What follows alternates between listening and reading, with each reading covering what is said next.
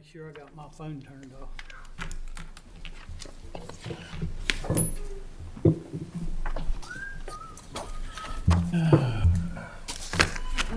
All right, I'd like to take the opportunity to welcome each and every one of you to our meeting today, Board of Supervisors, Franklin County Board of Supervisors.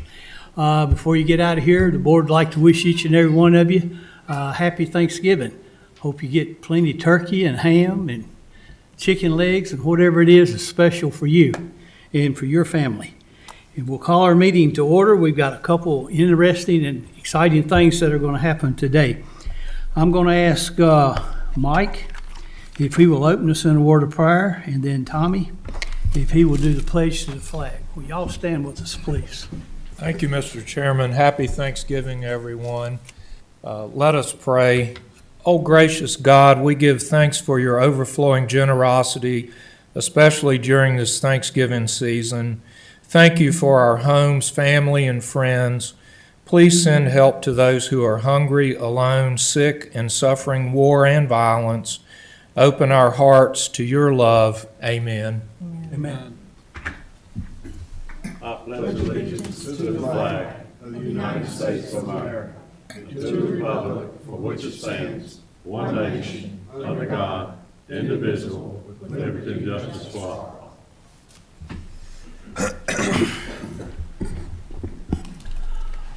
All right, we're certainly happy to have a new Board of Supervisors that's going to be sworn in here in just a second. It was in this special election for the passing of Mr. Leland Mitchell.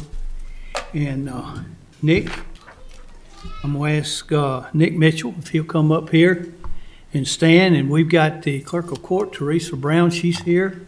And she's going to swear Nick in.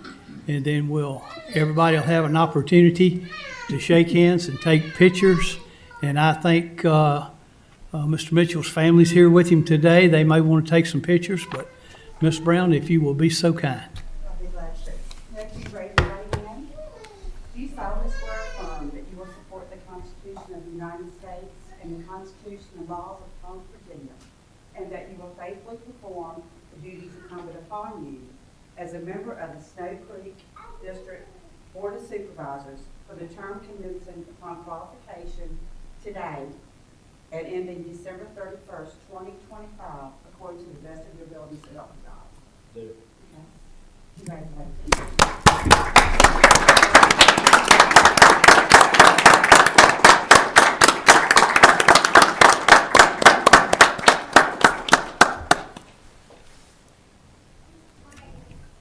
Okay, and I present to you your certificate. Thank you. Thank you, Teresa, for that. I appreciate it. I think he has some family members. You got some family member here that they want to take pictures? You take all your pictures you want to take right now. I see he's got Introduce us to your family. I know your wife and your boy. That's Emma, that's my wife Amber. Mom, come take a picture. They are That's adorable. Mom, Dad, and these back there. Come on up here, Mom and Dad. Hi, guys. Oh. Don't take your beat, Mom. Hi, buddy. Hi, sugar. Yeah, yeah. All right, picture time, y'all. Look right here. Woo! There we go. All right. Yay!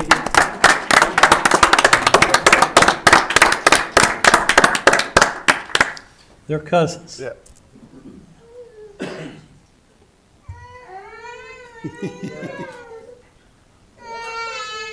All right. Ronnie might That's have awesome.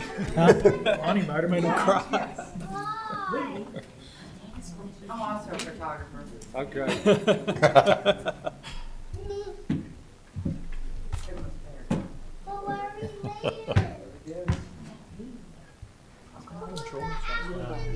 Welcome aboard. Thank you.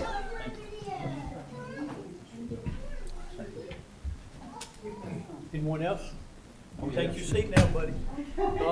You're down here at the good end, Nick. I hope you realize that. A lot of truth in that statement. Congratulations. Thank you. I appreciate that. Except your cousin made me cry. That's I sure we're glad. Since I've been. Oh, that's dirty. That's dirty. That was low, wasn't it? Yeah, that was dirty. Oh, man. Dick, no matter what he says, I'll help if I can. No matter what he says. All right. Do any board members have any additions, amendments, or deletions to the agenda? Seeing none, all in favor of adopting the agenda as it is presented, signify by saying aye. Aye. Any opposed, same sign. Thank you.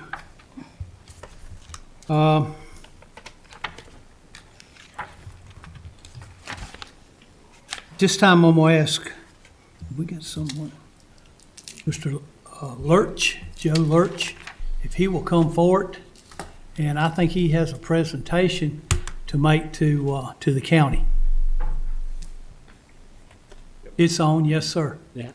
So, good afternoon. Thank you for coming up. Mr. Lurch is with Virginia Association of Counties from Richmond. Yes. Good to have you here today, sir. Thank you, Mr. Chairman, members of the board. So Joe Lurch on the VACO staff, Director of Local Government Policy, and I am pleased to be here to present our VACO Achievement Award to Franklin County this year. Just a little bit about VACO, since some of your constituents might know about us. We've been around since 1934. We represent all the counties in Virginia, chiefly through advocacy, both at the state and the federal level, but we also do work, membership services, education, and communications. A little bit about the awards. This is our 20th year for doing the awards, and you all are no stranger to the awards. This is your 5th award, and it's your 3rd year in a row of getting an award. We had 100 entries this year from 21 different counties. 29 got the recognition, so I'm pretty good on my math. That means 29%. So it's truly a competitive program here. A little bit about how we do the judging. We know the main criteria is we're looking for innovation, particularly as it relates to solving a problem that our members have identified. Intergovernmental cooperation, which I think this program that you all are getting the award for truly exhibits that. And then also, could it be a model for others? So the one that we're here today for, and I think you're seeing the screen, the pictures going up on the screen, is the Blue Ridge Fire and EMS Academy, Regional EMS Academy.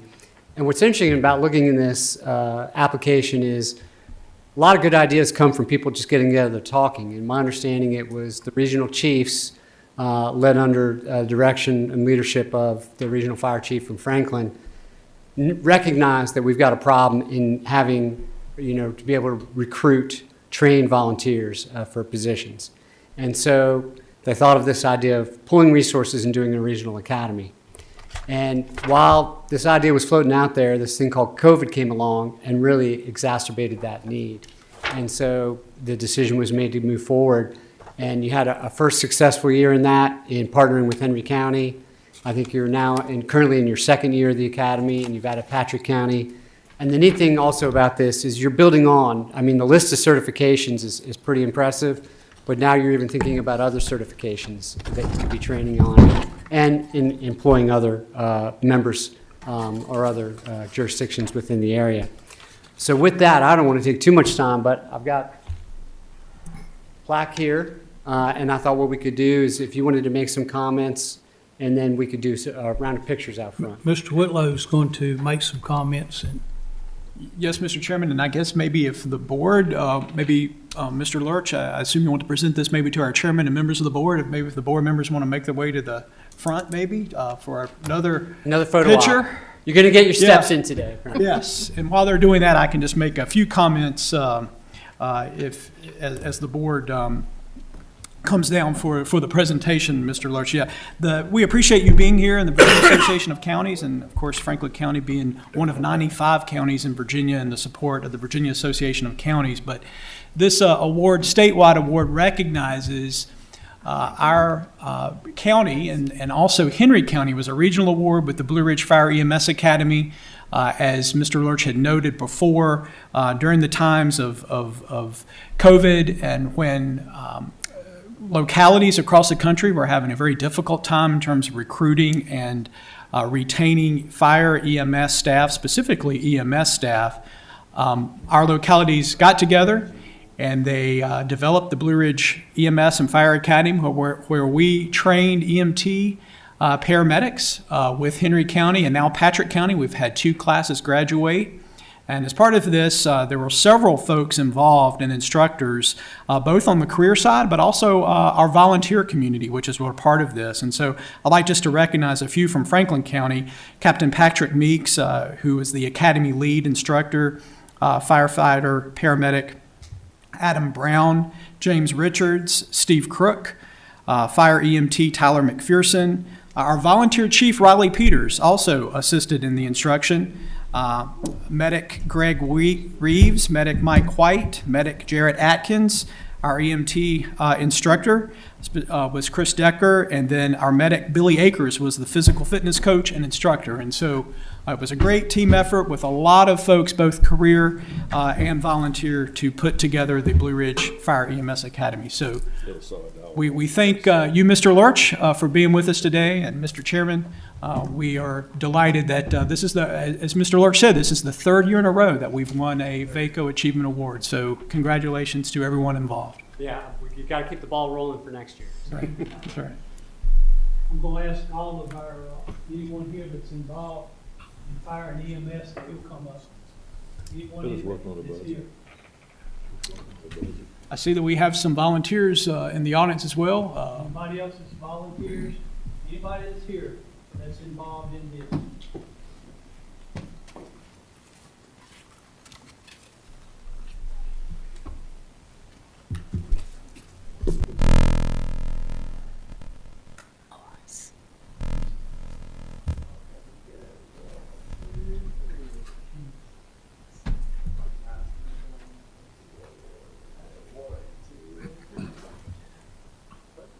Thank you. Thank you. I think it's good.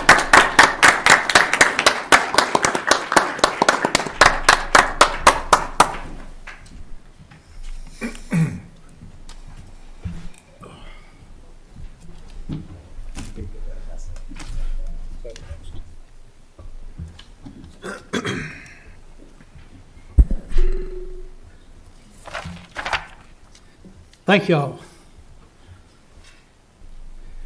Thank you, Mr. Lurch, for that as well.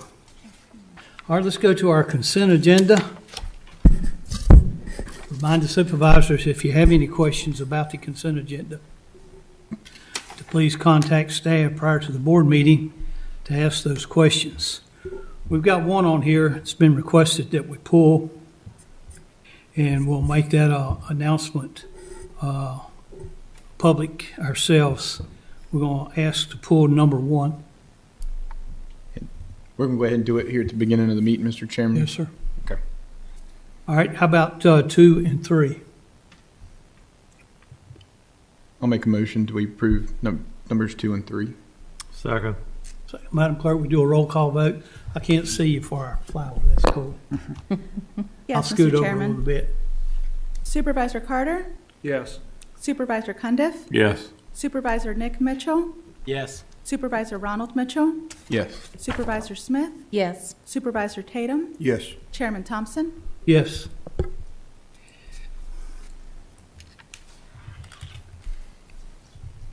All right, we want to make it, Tim, you want to do this? Just recognize Eric as the new fire marshal. Since you were firefighter. And it's Go Andy. down to Andy Pendleton. Okay. Yeah, just, Go yeah, I'm going to ask our vice chair if he'll come. And if Andy Pendleton will come down. Yeah, come on, you go down there with him too.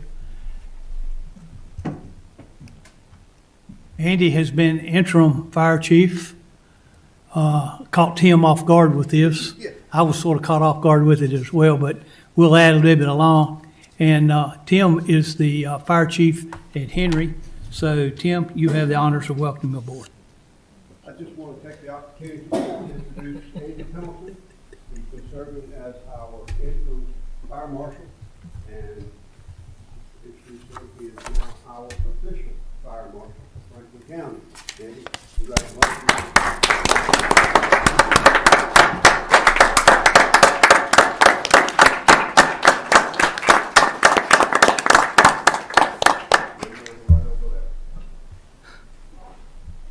Thanks, Andy. 10-minute speech. Yeah, where's the speech?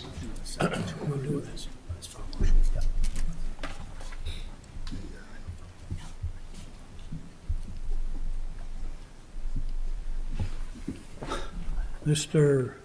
Ronnie Mitchell will need a motion and a second on approving Andy as the fire. So moved, Mr. Chairman. Second. Madam Clerk, we do a roll call vote on that, please?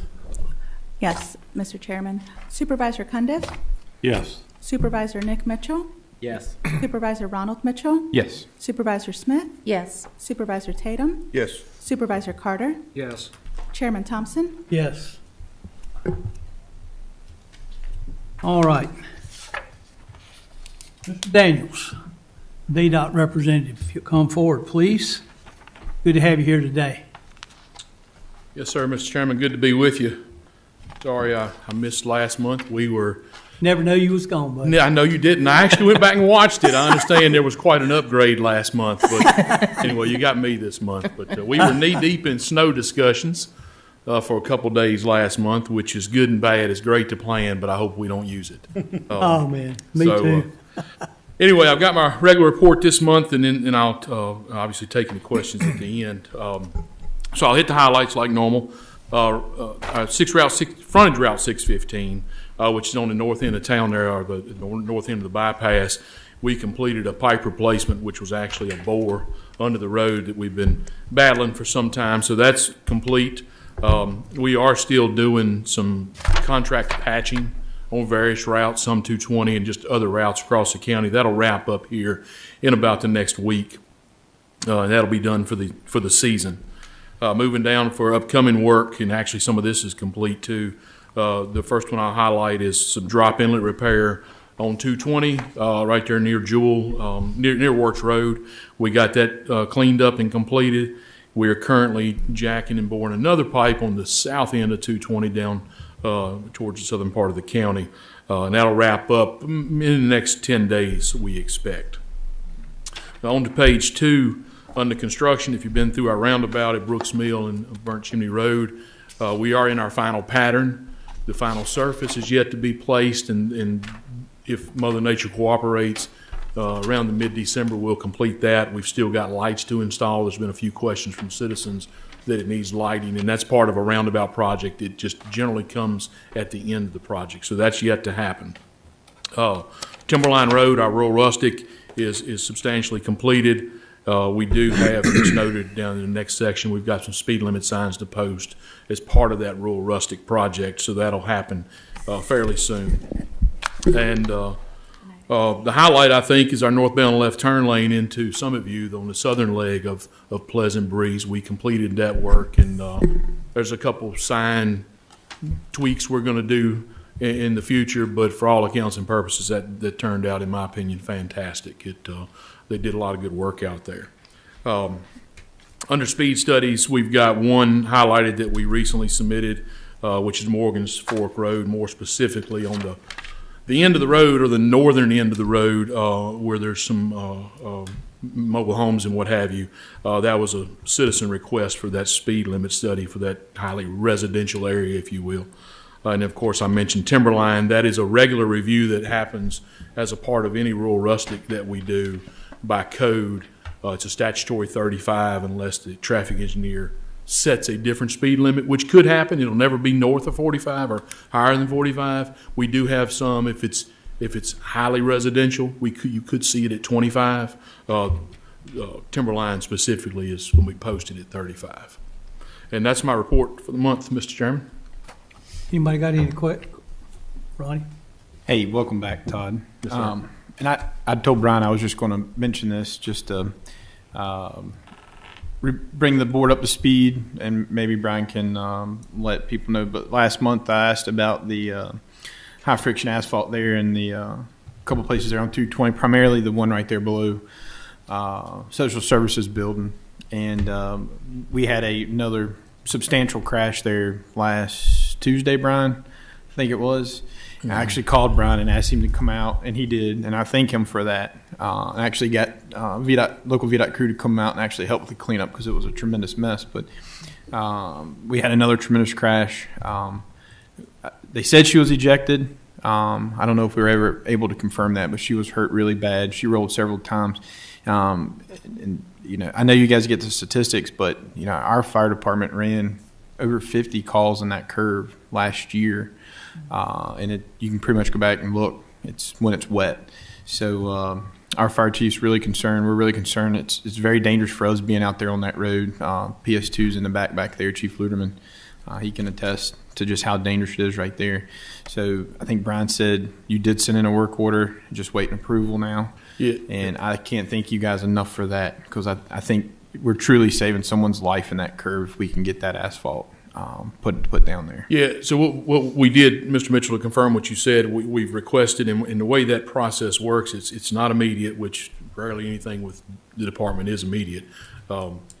But we're going to look at the data that you mentioned. No doubt we've had significant number of crashes. It is a significant curve on 220. It's significant enough to be signed, if I'm right. But we will look at the friction of the pavement, because what we want to make sure is if there's a treatment, if there's a change that needs to be made, that we do the right change. Now, the high friction course you mentioned, it's not going to hurt anything. It's not a bad thing, but it's fairly costly. But and we've done it on 81. We've done it in some other places. But we want to make sure that we got to figure out what the problem is. No doubt. We speculate that it's got something to do with rain. You mentioned it. We run a lot of calls. Wet weather, if you look at the reports, it's wet weather, so we're going to connect all those dots. We've also got another one for the boards.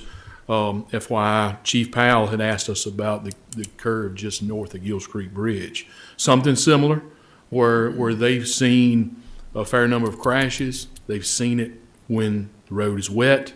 So when you put two and two together, they're surmising that we may have a problem there. We're doing the same thing there. I don't know, Mr. Mitchell, if that was on your radar, but same thing. We'll see what the treatment, could be signs, could be a treatment, could be a surface treatment. We don't know yet, but we're definitely researching that. And if you guys need anything from our fire department, form of a letter, I know one of the lieutenants for sheriff's office was there. Mm-hmm. Sheriff's willing to write a letter. Whatever you guys need from us to help, please let us know, so I'll make sure you get it. Thank y'all very much. Yes, sir. Ms. Smith? Thank you. Hi, Todd. How you doing? Under land development and permits, I'm assuming that the second from the last bullet at the bottom is on the American Legion Post 62 location that's going in up there across from Phil Hager's insurance company there on 122, where they're building an ancillary building as well. Well, I'm going to have to defer to my right hand to answer that question. I believe they're conferring. You talking about the second bullet on page 1? Ms. Yeah, Smith? second from the bottom. Second from the bottom, so the... We're at 122. Yeah, Oh, okay. All right. Ridgeview Bank. Then forget I ever said anything. Do me with the Legion. Thank you, Lisa. Okay. Mr. Cundy? Yes. How you doing, Mr. Todd? Doing all right Well. today, sir? Doing well. Good. First of all, I want to wish you and all your associates, Highway Department, everybody a good, safe Thanksgiving. Thank you, sir. Appreciate what you do.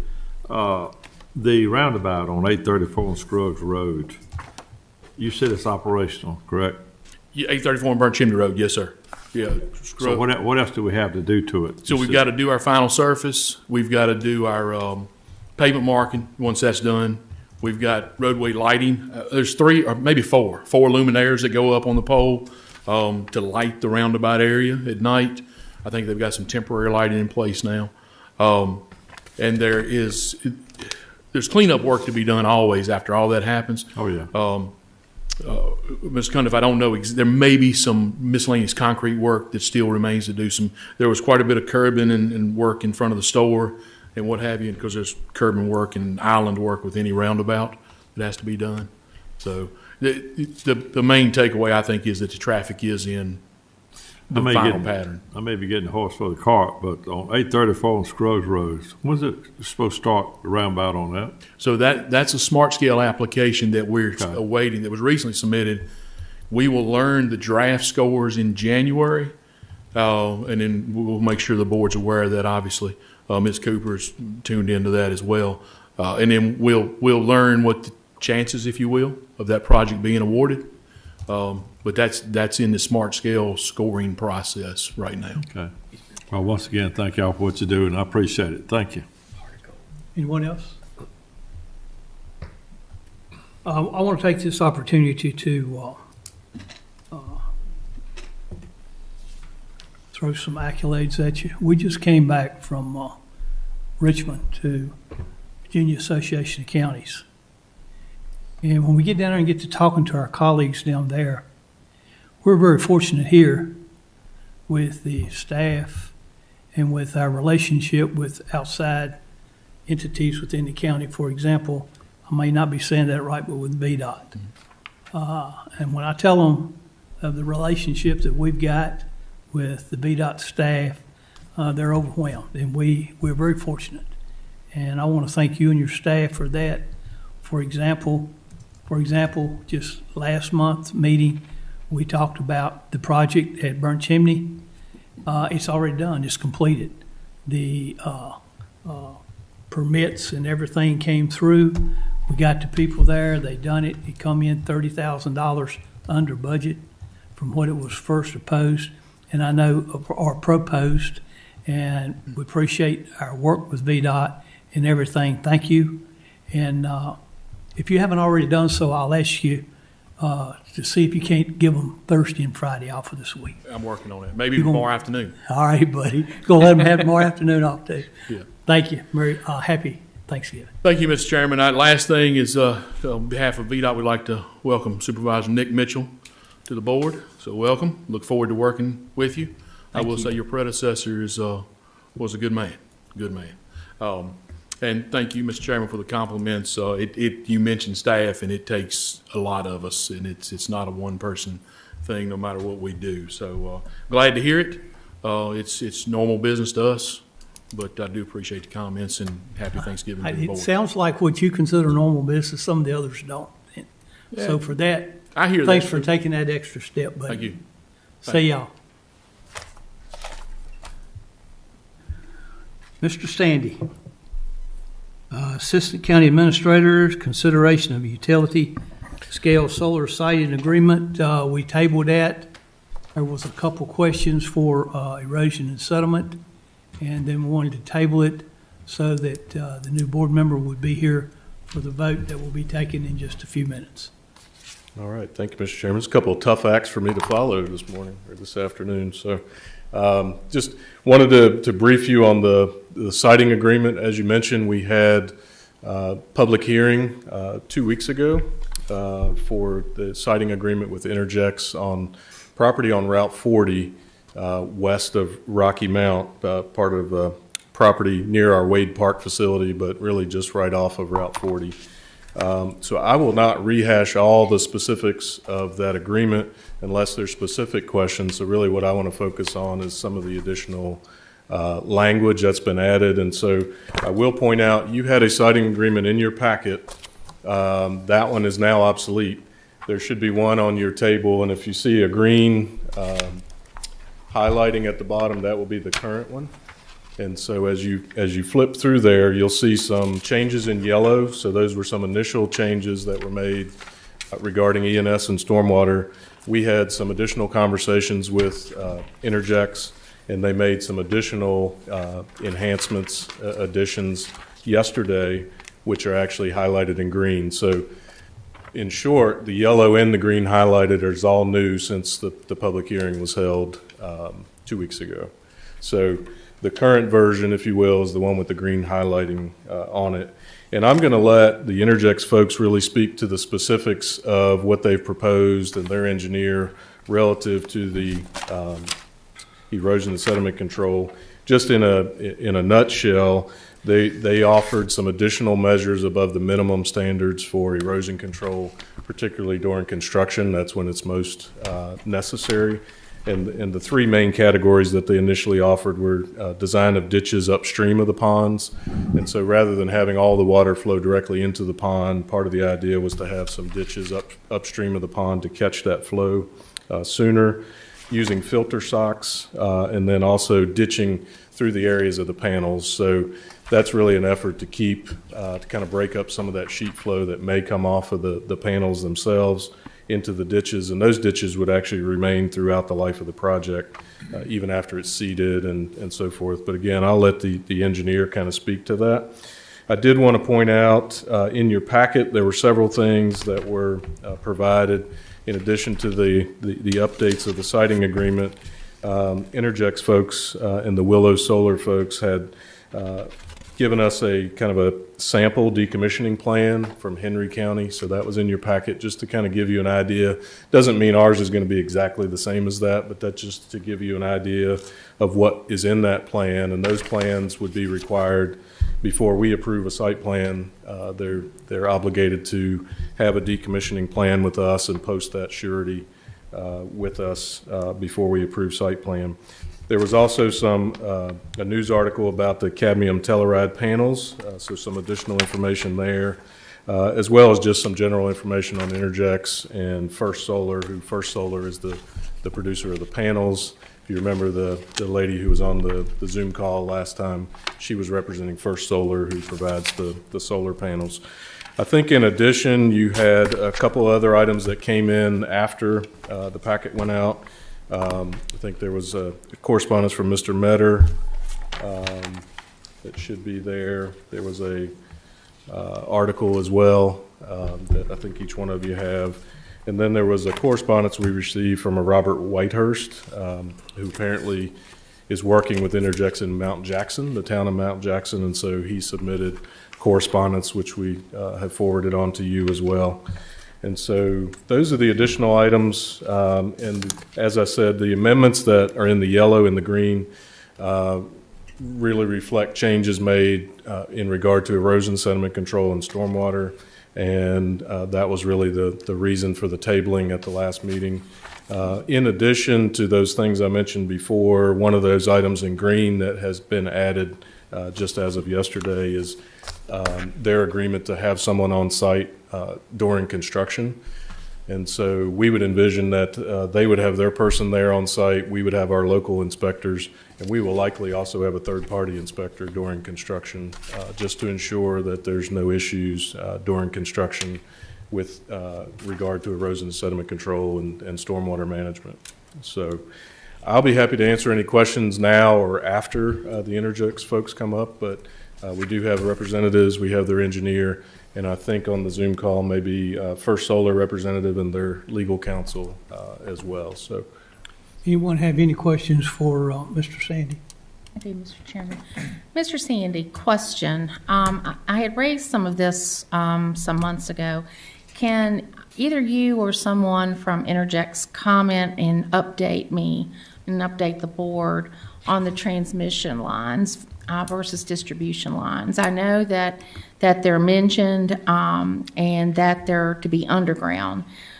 I'm questioning about what the requirement or the need is going to be for overhead lines in the future. And if we start getting a cluster of solar farms, is this going to become, a view shed issue with a lot of overhead lines due to the solar panels, or are they all going to be underground? And at what point do they become, above? I don't know the science behind that.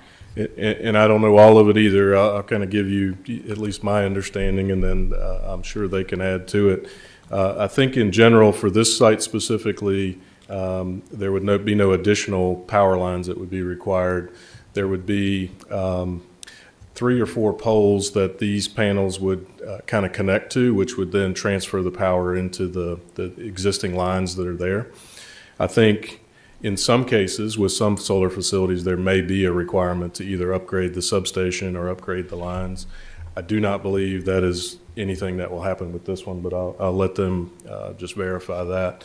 So I guess just short answer to your question is I think it's going to be different on different sites as far as what might be required as far as additional electrical transmission lines or substations.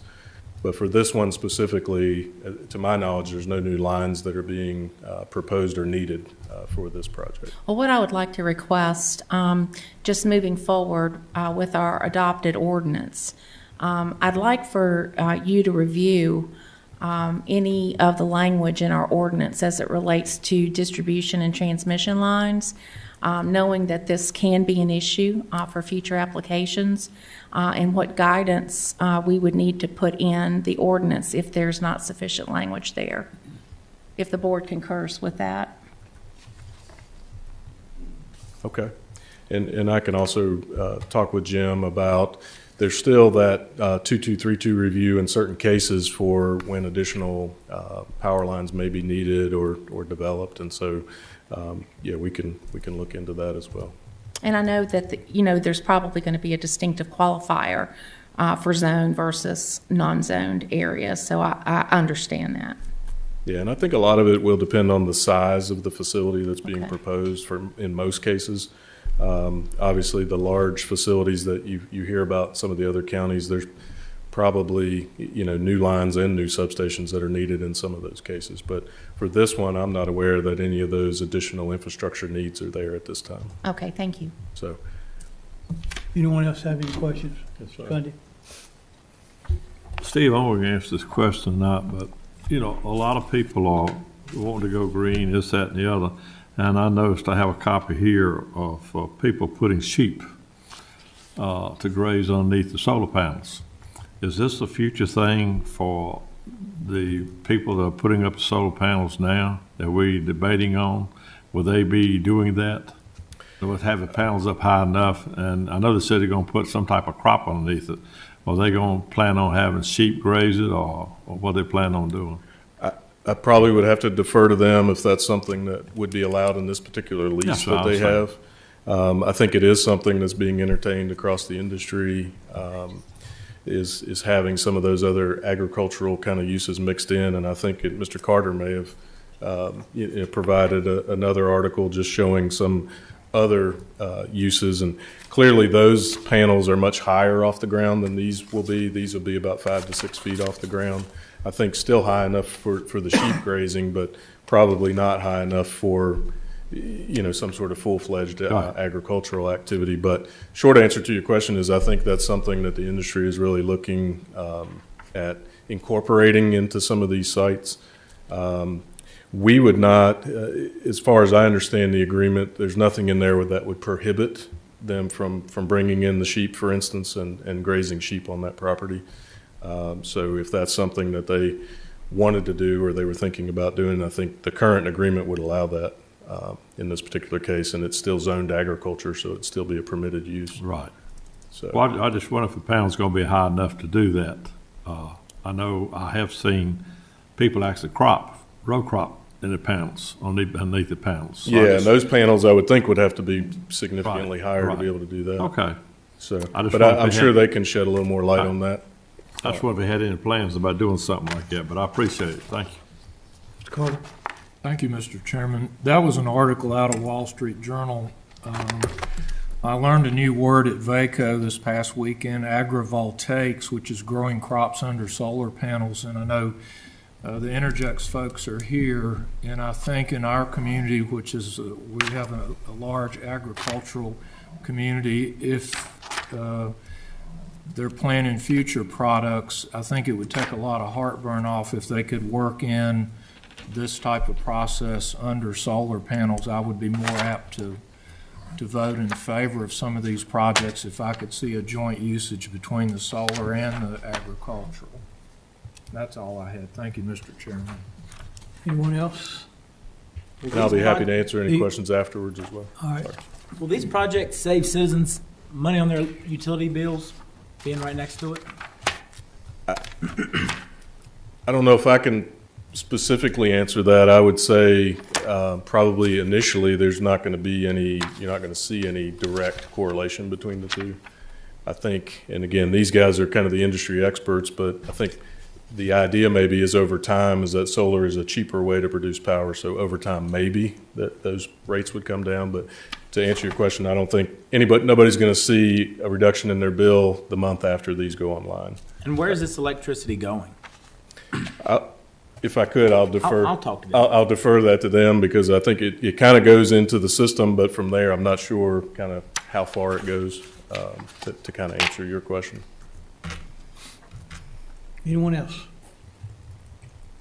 Anyone else? All right. I think Eliana maybe would come first. All right. Ms. Guinness. Good to have you with us today. Good afternoon. I'm Eliana.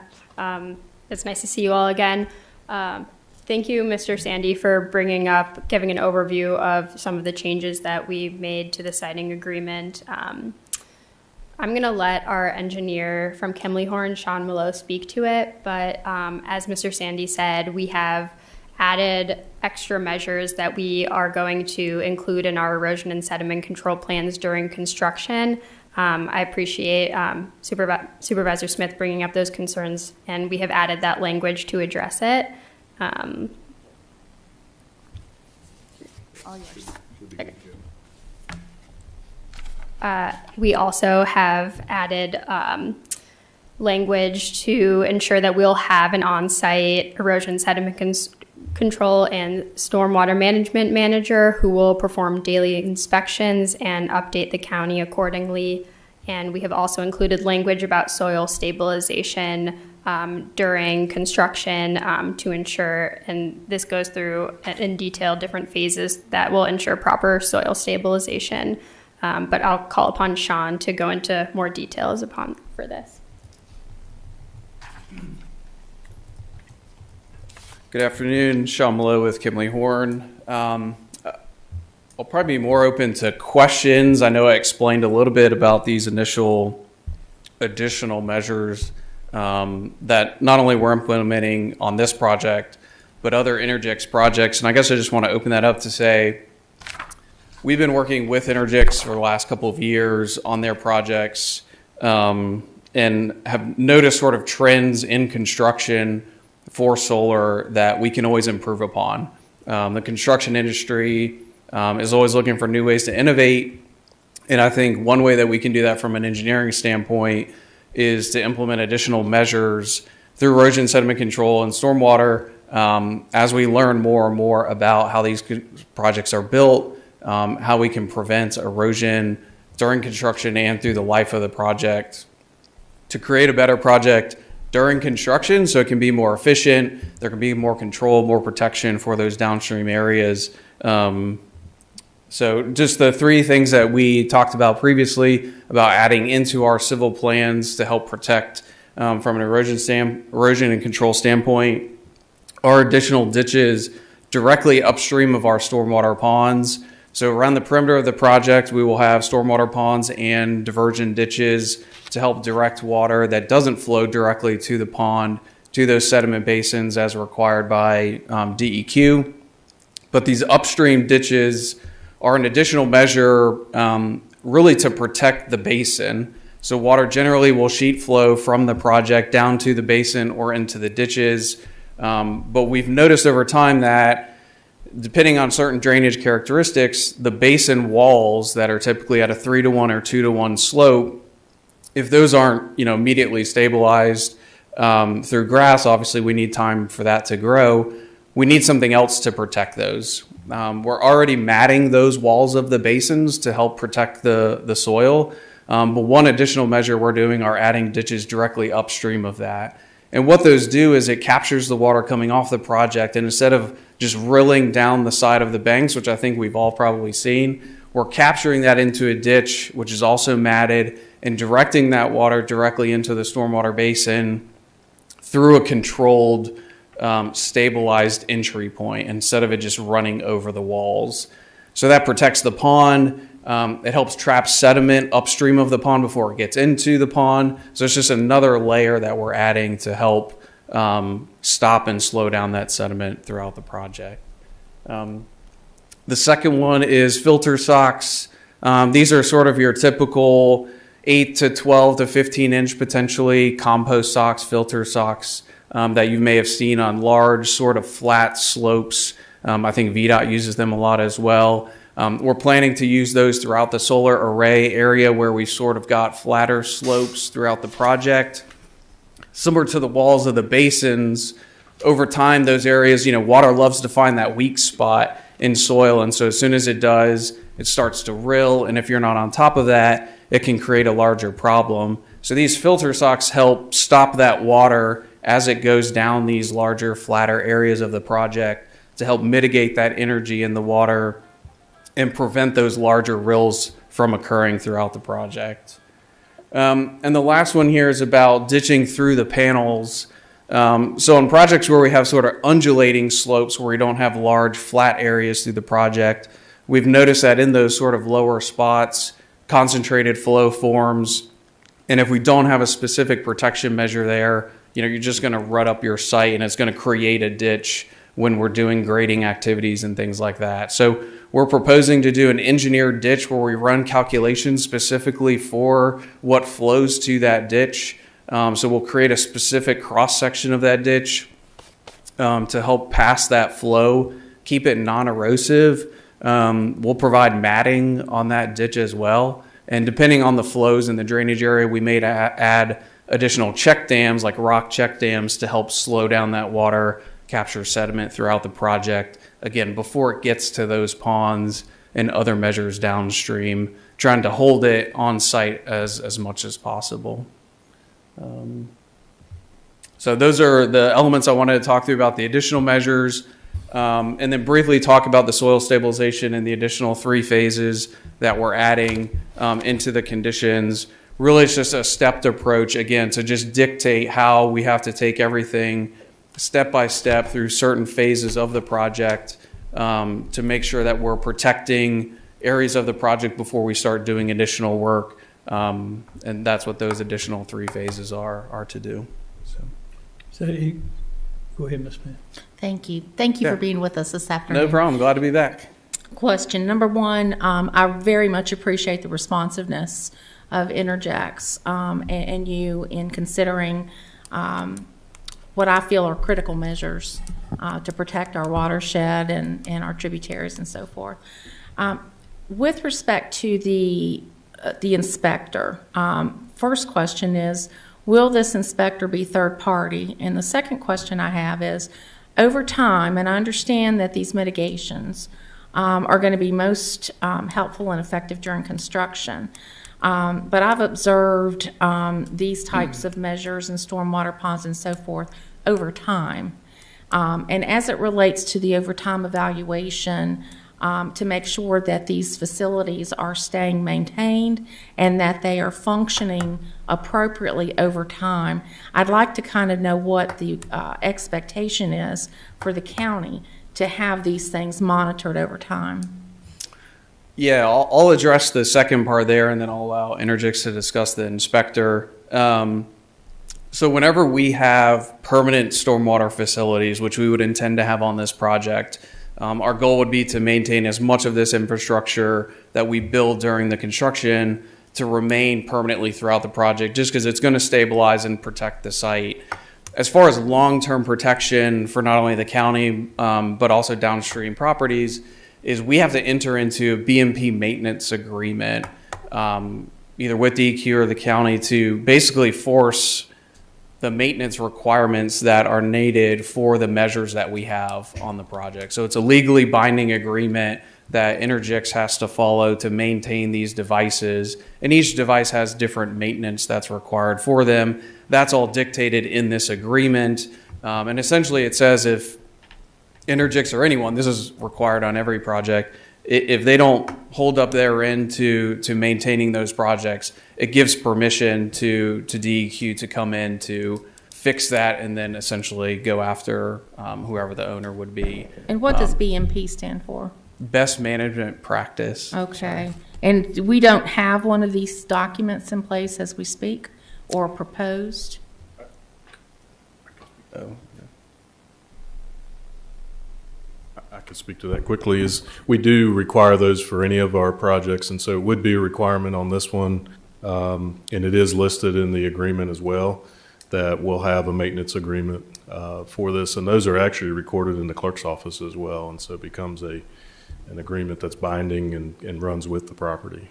I don't know why. Is that just in the ordinance or is it in the citing agreement? It's part of our E&S and stormwater Okay. ordinances, I but then maybe would not also, have we've seen also that. captured that in the siding agreement as well to make sure that that ongoing maintenance, and that goes for the landscaping as well and things like that. If the fence gets damaged somehow that's around the property, that would also be part of that agreement, that they would be responsible for maintaining those. Because I know the degradation will occur Mhm. over, 10, 15, 30 years. Yep. So I just want to make sure we're protecting the county Yeah, long and they have to term. make sure basically the capacity that it was designed for is maintained, Okay. throughout the life of the project. Thank you, So, Steve. sure. And just one more note on that. The reason we don't have one today is there's very standard language that DEQ has, and I'm sure the county has adopted, that sort of dictates what that legal agreement is. And it is project specific. So we sort of use that template language that has all the legalese in it. And then behind that, we include exhibits about what sort of maintenance is required, how often we have to do that sort of maintenance, depending on the facility on the project. So would it be fair to assume, and Mr. Sandy, this might go to you as well, that if the board approves the citing agreement, is it fair enough to say that the citations that have been agreed to between Interjex and the county with regard to the BMP are satisfactory to county staff? Yes. So these are things that are in addition to those minimum standards. And so we actually had a discussion on Monday with our staff and went through the agreement. And that's part of the reason why there's been a couple of other additions, is Okay. because the staff felt more comfortable if there were a couple things that were outlined and addressed. And so that maintenance agreement, that legal maintenance agreement, will be part of the plan approval. So if this project moves forward, there'll be not only a site plan, but also an erosion sediment control and stormwater management plan that will have to be approved by our office. And with that will be that legal maintenance document that goes along with that. And that's reviewed by the county attorney's office and, like I said, recorded in the clerk's office as a document that runs with the property there. Okay, thank you. Sure. Thank you, Mr. Chairman. Mr. Cuddy? Yes. My question is, when we was first reading about it, it was talking about you're gonna plant vegetation in with the panels. What kind of vegetation are you putting in with it? And how will you control it?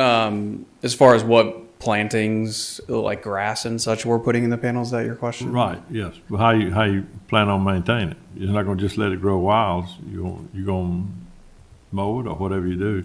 Yeah, we will regularly mow, or the project will have regular mowing depending on the growth rates and things like that. Obviously, we don't need it to look like a fine manicured lawn. And a lot of the seed mixes we have, especially related to the pollinators, those you want to sort of allow to grow a little bit wild.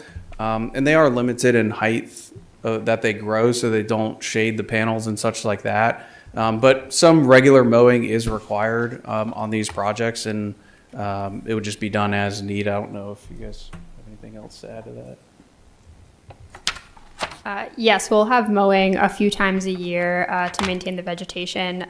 But as Sean said, it is because it'll be planted with pollinator plantings. It looks more like a meadow than a lawn, but it'll be maintained with regular mowing. Well, how high will these panels be off the ground? Typically, they'll be about 12 to 18 inches at the lowest point from the ground, just to allow mowing and other maintenance underneath that as well. And one other question, if you don't mind, please.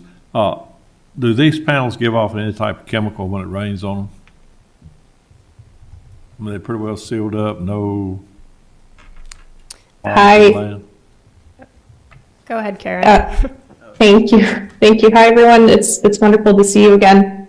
I'm Karen Drozdiak with First Solar. I head up ESG and sustainability for the company.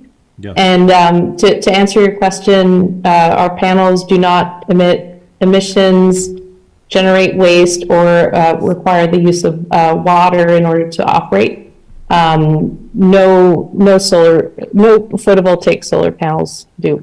Okay, thank you. I appreciate it. No problem. Mr. Carter? Thank you, Mr. Chairman. I had a question for the engineer, if you could come back up. I'm sure you're familiar with the property. Have you been on the property and looked at it?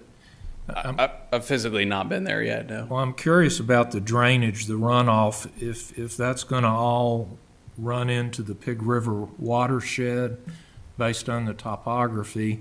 And since you don't know, I guess you don't know, but to make the Board of Supervisors aware, I heard a lot of this same commentary with Mountain Valley Pipeline. Filter socks, ditching panels, rock check dams. We all know how that turned out. And every time we had a heavy rainstorm, we had loads of problems. I would call up here. It was hard to get people to go out. It's concerning to me, this sedimentation issues with this type of project. I just don't want to see us get into a situation like we did with the Mountain Valley Pipeline project moving forward. And that's all I have, and thank you. Yeah, I can address that too if you'd like. I would say a solar project is very different than a pipeline project. I've seen pipeline projects or transmission line corridor projects. I mean, driving up and down 81, you can see them just go over mountains, right? And they've just clear cut areas of very steep slopes. Their sort of typical erosion sediment control measures are sort of those that you've lined out. They're working in very tight constraints with their easements they have through different properties.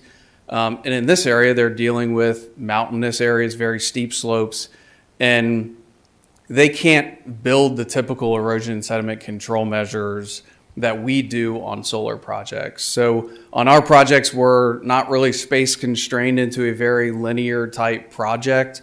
So especially this project, we've got a lot of different pods of solar panels sort of broken up throughout the project. And what we do is when we're doing the design on the project and working with the electrical engineers and the civil, there's sort of like a back and forth between how much room we need for erosion sediment control and how much room they need for panels, right? So we're constantly coordinating with them to make sure that we can put in the ditches and the ponds and the filter socks. And as we run ditches through the panels, we're also coordinating that with them for the pile locations and things like that. So we're able on solar projects to provide more measures and heavier duty measures than what you may see on a pipeline project where they're very limited in space and maybe dealing with very challenging topography. So I hope that helps. I don't mean to sound contrite, but it's very easy for you to stand up here and tell us that, and you haven't even been on the property. I have no idea what the topography of that property looks like. And if it drains into the Pig River watershed, that borders our Wade Park, a recreation area. That's all I have. Thank you, Mr. Chairman. Mr. Mitchell? Can I just add one more? The project will also be set back 300 feet from Pig River specifically, and there's other tributaries running in the site, and they'll be at least 100 or 200 feet from all streams, but 300 feet specifically from Pig River. Mr. Mitchell? Where will the electricity generated from this be going? The electricity will go into the utility grid owned by Appalachian Power Company. So it'll be used here? It will connect through existing lines that are on the site into the utility grid. So, yeah, it will. Well, I've listened to what everyone else says, and I'm sure you guys go through great lengths to take care of the storm water and the runoff. And my concern with this, I make my living in agriculture, and it's a huge part of Franklin County's not only economy, but a way of life. And to put it into context, in the 80s, and I'm just saying this for the board, just to make it public, in the 80s, Franklin County had approximately 132 dairies. In 2010, it had 69. And as of right now, it has 35. And I feel that our farmers need no help with pushing them out of the way. And I've spoke to several counties over the last week or so, including Charlotte County, who already has 20% of their land committed to solar projects, and other counties such as Sussex and Nottaway, who are pushing in ordinances backing down on their solar projects just because they're running wild. Not running wild, but they're taking up a lot of land. And for every farm this takes up, it's taking money out of farmers' pockets and basically putting more out of business. And I can't sit here and say that an eyesore is good enough to not, to tell someone what they can or can't do with their land, but there's more at stake than just an eyesore. That's in my opinion. Just, I don't really have a question for you all. I just had a comment I wanted to make. And I agree with what Mr. Mitchell just said. The history of Franklin County has been around agriculture for many generations. And to see the family farms and the dairies going out of business is tragic. And it's something I hate to see, because I have lived here all my life, and seeing them disappear is just heartbreaking. And this land that you're looking at developing is currently agriculture. But I guess the way I'm looking at it, if you were coming in, forcing that farmer into leasing you that land, and that farmer didn't have the option, but my understanding is those farmers that own that land are in full agreement with you all, so they're not giving up anything. They're voluntarily giving up the use of this land. As far as the water quality goes, my understanding, Mr. Meadows, how many hundreds of thousands of cow manure a year do you have to put on those fields currently as fertilizer? And where does that water runoff go? It goes into the Pig River. These people, once they get their solar farm put up with their retaining ponds, will probably increase the quality of water drainage into the Pig River. So I don't see an argument there either. I don't like the solar farms. To me, they're unsightly. I mean, that's my personal opinion. However, this land doesn't belong to me. It belongs to other individuals that are voluntarily converting over. For whatever reason, they're deciding they don't want to farm this land anymore. And they're voluntarily turning this land over to you all to get a use out of it, and they can still further their income from the use of this land. As I mentioned last month, I spoke to a farmer down in Pittsylvania County. I don't know if it's y'all's company or who, that he has leased his land to, several hundred acres. And I rode through there, me and Mr. Cundiff rode through there, and to me, it's unsightly. I mean, it's a construction zone. And I would much rather see a beautiful farm with the cattle in the fields.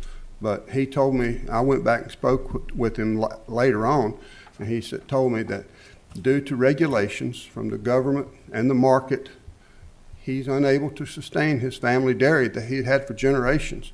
And his sons, he looked into switching over to beef cattle, and his sons really weren't interested. And he told me, he said, I'm not able. He said, I'm too old. He said, I can't do it. So for him, and he told me his own words, this solar company is a godsend for him, because this way he was able to keep the property in the family and still have an annual income for the rest of his life, and not have to worry about having to sell off his land to pay the taxes and to keep to stay where he's at. So if you were coming in, if the government was coming in and forcing these farms out of business, I would be up here beating a drum saying, oh, heck no.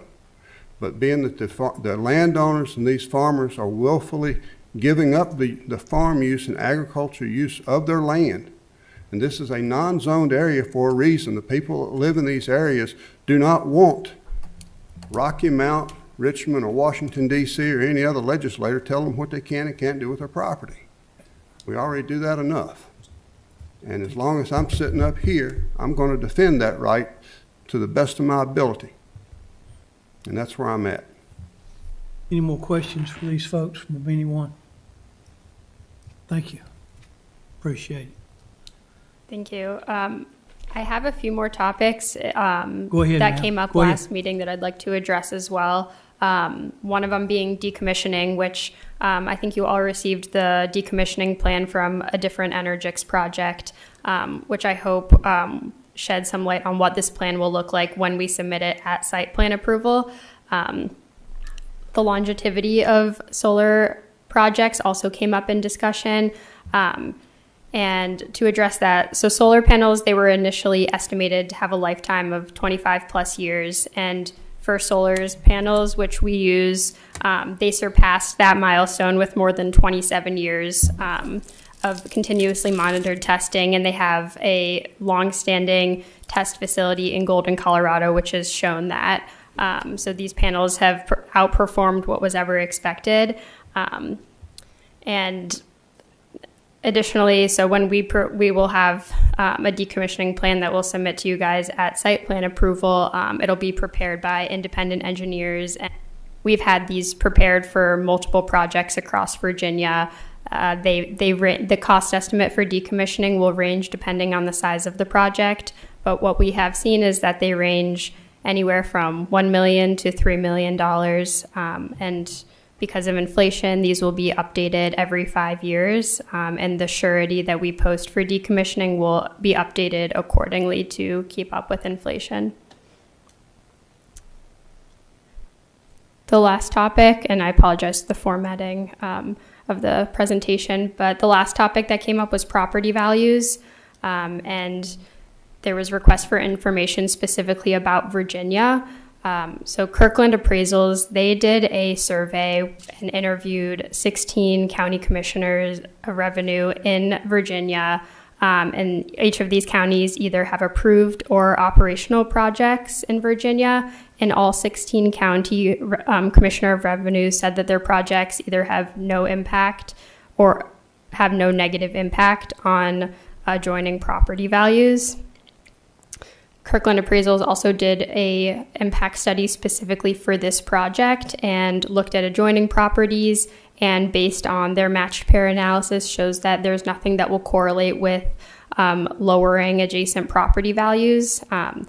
The things that typically correlate with lowering property values are increase in noise or odor or traffic, and none of these things occur with solar projects. And in addition to the fact that the project will be properly screened from all houses and roadways, will ensure that there will be no impact on property values. And this graph just shows all the assessors that were interviewed and the counties that were interviewed for this study. And lastly, I just want to address Mr. Mitchell's question about electricity prices impacted by this project. So solar is the cheapest form of energy. Unfortunately, the utilities in Virginia set the rates for electricity. So any electricity that we will be sending to the utility grid will not have any impact on pricing. So we cannot control that. So it will not impact electricity pricing for customers. Mr. Tatum, you've got a question? Yes, I appreciate you taking the effort to get some land appraisal, evaluations to see what it does. And, when I went to college, I had a college professor that gave us as a definition of value of something is what a reasonable person is willing to pay for that item. And I spoke with a couple of real estate agents in the area that I know fairly well. And, I think this report is factual based on where you gather the information. But if you went to individuals that may be in the buying market, you might get a different response. As far as the Commissioner of Revenue is concerned, it shouldn't. As far as their records, it shouldn't have any effect, in my opinion. But if I was a buyer going to buy some property, it would definitely affect. It'd be the same way if it was a solar farm there, or if there was a coal-powered plant close by, or if there was a poultry house or a pig farm or anything, something of that nature, it would definitely affect it for me as a buyer. So I appreciate the effort that you did with the assessment study, but I don't think at the end of the day, that's the final word on property value. The property value is what someone is willing to pay for it, and it's subjective. So, but thank you. Thank you. Is there anyone else got any questions for her? Mhm. Oh, you mentioned something about the lifetime of a panel. I heard anywhere between 35 to 25 years. What is the lifetime of a solar panel?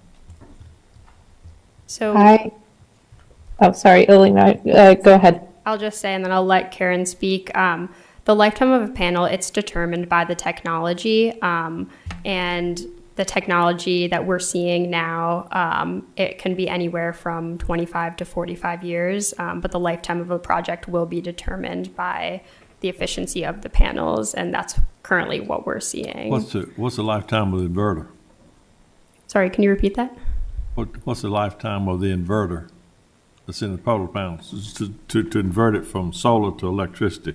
What is the lifetime of the inverter? Dominica, do you? That's the panel, isn't Dominica Singh with Energix. So the lifetime of inverter is about 10 years. So we're assuming retooling after 10 years. Okay, well, I have heard between 10 and 15 years. So you're saying 10 years is the lifetime of the inverter? Yes, sir. All right. How big a deal is to change those? It's not big a deal at all. We actually factor it into our assumptions. So when we develop a project, we factor in the costs and projected revenues. One of the costs that we project over a lifetime is operation and maintenance. So anything from dispatching technical teams, mowing, maintaining vegetation, but also replacement of any equipment. So we budget for that, and it's not an issue at all. Thank you. All right. Oh, sorry, go ahead. Who's talking now? It's Karen. Did you want to add to that, Karen? I did. I'm sorry. So I just wanted to share that our modules have a warranted power lifetime of more than 30 years. And I know the discussion of testing came up, and how do we know they'll last for more than 30 years? So our panels are actually exceed the standard testing required by UL and IEC. And they go through accelerated lifetime testing that evaluate a solar panel's ability to last for more than 40 years. So that is done. We do internal testing, and then third parties do testing. So all of that body of knowledge is taken into account when we determine what our product's warranty should be. Thank you. Thank you. Anyone else got any more questions? All right, thank you, ma'am. Thank you. All right, I think we have really went through this siding agreement. Everybody's it's coming down now to property rights of our property owners. Mr. Tatum made a comment in his commentary a while ago that this was all volunteer. Wasn't like with the gas project where they took it under eminent domain. And anyway, we just, we really went through this. But I want to make sure everybody has had opportunity. Is there any question or comment that any of the board members want to make before I call for the question? Or has everybody had their piece? All right, we're going to call for the question. Somebody needs to make a motion. Don't everybody do it at once. What's your pleasure? Mr. Chairman, I'll make a motion.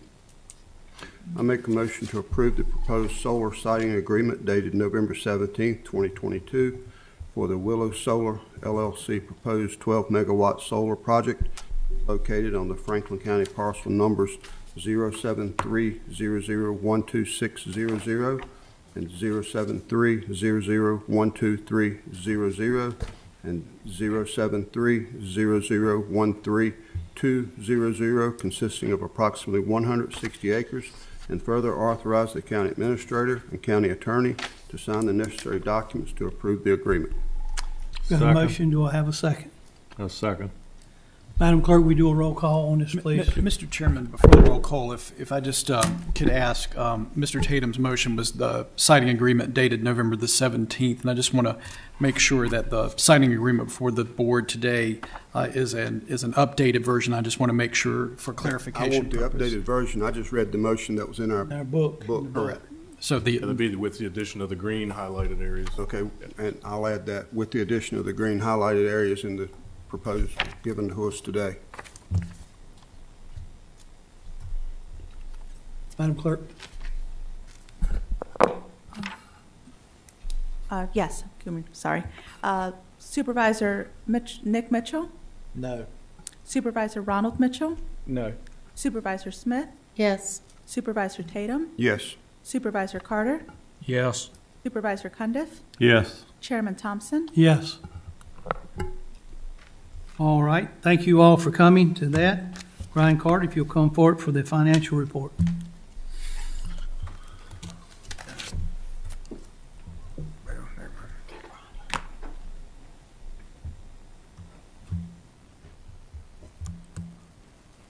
Go ahead.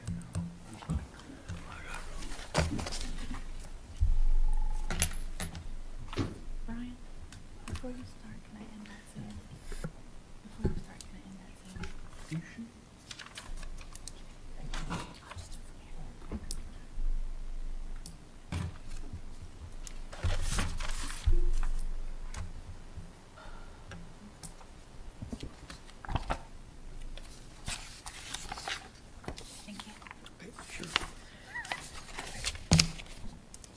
Good. Mr. Chairman, thank you. Members of the board, thank you.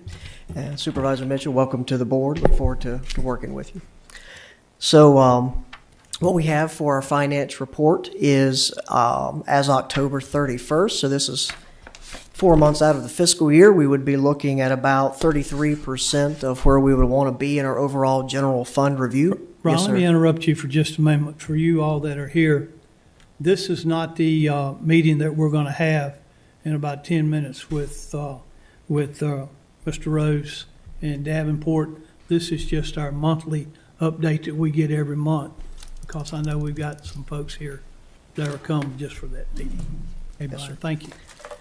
Yes, sir. They'll have a lot more entertaining information than I In will. just a few minutes, won't they? So yes, sir. So looking at the general fund numbers through the end of October, so all of our monthly revenues that we would look to see are at or exceeding that 33% mark that we would want to see. We're a little behind on the revenue from the Commonwealth, but that is typically reimbursement based, so not necessarily a concern. Same thing on expenditures. Everything is below that 33%, except the two categories that we typically have run a little fast during the year because a lot of the upfront payments with insurance and maintenance service contracts and those items. That's your general financial administration and community development categories, but no surprises in where we are at this point in time of the year. So to graphically show you the revenues, so as you can see, the blue line is the current year, so you see a gap in those revenues. Well, that's to be expected, and that's because of twice-a-year real estate now. And so we're only collecting half of what we would have normally collected a whole year's worth at this time. So that you can see that gap in the property taxes from where we were at this point last year to where we are this year, and that is directly correlated to the switch to twice-a-year real estate. You can see our other local taxes, revenue from the Commonwealth, still within reasonable measure of each other. So local sales tax, to go through October, we're still seeing a good trend. You can see the arc there on the light blue line. So it's still trending well, 10.5% year over year through October. And that's about, if you look below percent of budget, it's about almost 40%. So you remember we were at 33, so we're exceeding where we want to be by at least 7% on sales tax, which is a positive. You will start to see that if you notice, and if you remember, the sales tax is collected by the state and then turned back to the locality. So there's always a 2-month lag. So when we're looking at October sales collections, that's going to be for August sales that was collected in the county. So that's why when you see on the graph the blip in February, that's actually December sales taxes. That's the peak season. So we'll continue to monitor. So meals tax is still showing up strong. You see it slightly trending above. We had a peak in August, and now it's kind of slightly trending above for the last couple of months. So it's still at 8.1% increase, about $46,000. Still trending well ahead of budget at 48%. Transient occupancy. Now we saw a dip this month compared to last year, this point in time last year. We're still at 33.7% growth and about $59,000. And you can see we're well above budget. And you can notice, of course, the winter months that slows down. So we'll continue to monitor that, but that sometimes you see that. So not necessarily a particular concern. It is a much smaller portion of our budget as well. So for the expenditures, you can see that we actually had a little bit of a downward trend for October, which is a good thing. Looking at the categories, that is mostly driven by health and welfare, which I'll get into a little more detail in a minute. You can see the other categories, they're trending up a little bit. We would expect that because most of our department budgets are personnel costs, and we every year, if we can afford it, we're thankful we can. There's an increase in pay, and so that will obviously contribute to that. So for health and welfare, you can see on social services that the gold bar, yellow bar is the current year, the green bar is the prior year. So you can see their operating is up. That's not surprising because of those personnel costs. The programs are actually down, probably a timing. I don't know that there's anything particular with that. CSA is the same thing. We see expenses are down so far this year. Some of that is timing, especially with audit entries and moving in and out and reversing. So that I think that's contributing a little bit. We were a little bit ahead of the game this year in taking care of some of that cleanup. So as far as fund balance, you can see that we haven't really changed. These are still unaudited numbers. Next month, we should have the final audited report to be presented to you. And so we'll have that final number we'll plug in. But this is preliminary, what we have based on any pending final audit adjustments. So after we see about 37, almost 38 million is an unassigned fund balance at the end of the fiscal year. After we reverse or remove those budget commitments of the 1.7 million we've talked about previously, along with what is about 2.3 million in school year in surplus, and then we have our policy minimum, so that is our reset 20% number based on the fiscal year 2022 operating revenues. We have about 8.3 million above our minimum, above our policy minimum and unassigned fund balance. And you'll hear a lot more about that today from Davenport. So a slimmed down economic update for October. We're still seeing year over year increase. It was 7.7% the month of October for inflation. And because of that, in the November meeting, the Fed hiked their interest rate, their funds rate again, 0.75%. That's 4 months in a row that we've seen 0.75% rate hikes. So you're probably... Some think they might have one more rate hike like that. I don't think they're scheduled to meet again until after the first of the year. Then you might start to see a slowdown if inflation continues the trend down. So the average, the ideal, according to standard market wisdom, is about 2% inflation. So we have a long way to go to 2% inflation, and the Fed's going to keep raising the rate until we get there. So for opioid abatement funds, I wanted to have a couple of subjects that are, not in the normal report, but a couple of items that are financial related, wanted to update the board on. And so I don't know how familiar you are with all of the settlements going on with the manufacturers, the distributors. As part of those settlements, the county is members of that, and so Mr. Gwynn's office is handling that on our behalf. And so each of these, they're in various stages of proceedings and litigation. Some we were required to receive payments directly, and we have received some so far. Others are still in that process. These payments we've received to date are, yes. I'm sorry, thought I heard a question. Sorry, I was clearing my throat, Brian. Okay. Sorry. My apologies. So to this point, we're receiving these directly from the settlement agent to the county, and that's part of an approved distribution schedule that the county really had no negotiating with other than this was in the pool. And so those payments so far, now this could obviously be modified as more of these bankruptcies and these legal proceedings continue. we're looking to receive payments for this fiscal year. We've started to receive them through fiscal year 2039. And so there are, as of today, there's almost $235,000 we've received. That money has not been dedicated for anything. There's a reason why. But it must be utilized for opioid abatement and mitigation. Those are particulars of what this money can be used for. So in addition to these direct local payments, which is that $235,000, the Commonwealth of Virginia is going to receive funds. And so what they have created is an opioid abatement authority. And this authority is still in the beginning stages of being formed and hiring staff and really creating guidelines for this money. However, there's an impact on that. There's money we will expect to receive as a county from them, and there'll also be some form of competitive, whether it's a grant program or whether it's just if we agree to extra stipulations, we might get an extra incentive. And so they're going through that over the next 2 to 3 months. We're thinking January we'll probably get guidelines from this authority, how we start receiving that money, what we as a locality may need to do to comply. And so what we're working on as staff, at this point, there's a list of approved uses of the funds. And so it all goes, focuses around substance abuse treatment, opioid abatement, those type items. So we're working, now that we started receiving money, really within the last 30 days do we receive any significant amount of money, we as staff are waiting for the authority to kind of send those guidelines, and then we'll work with our partners in the community that would be able to help with these programs and things of that nature.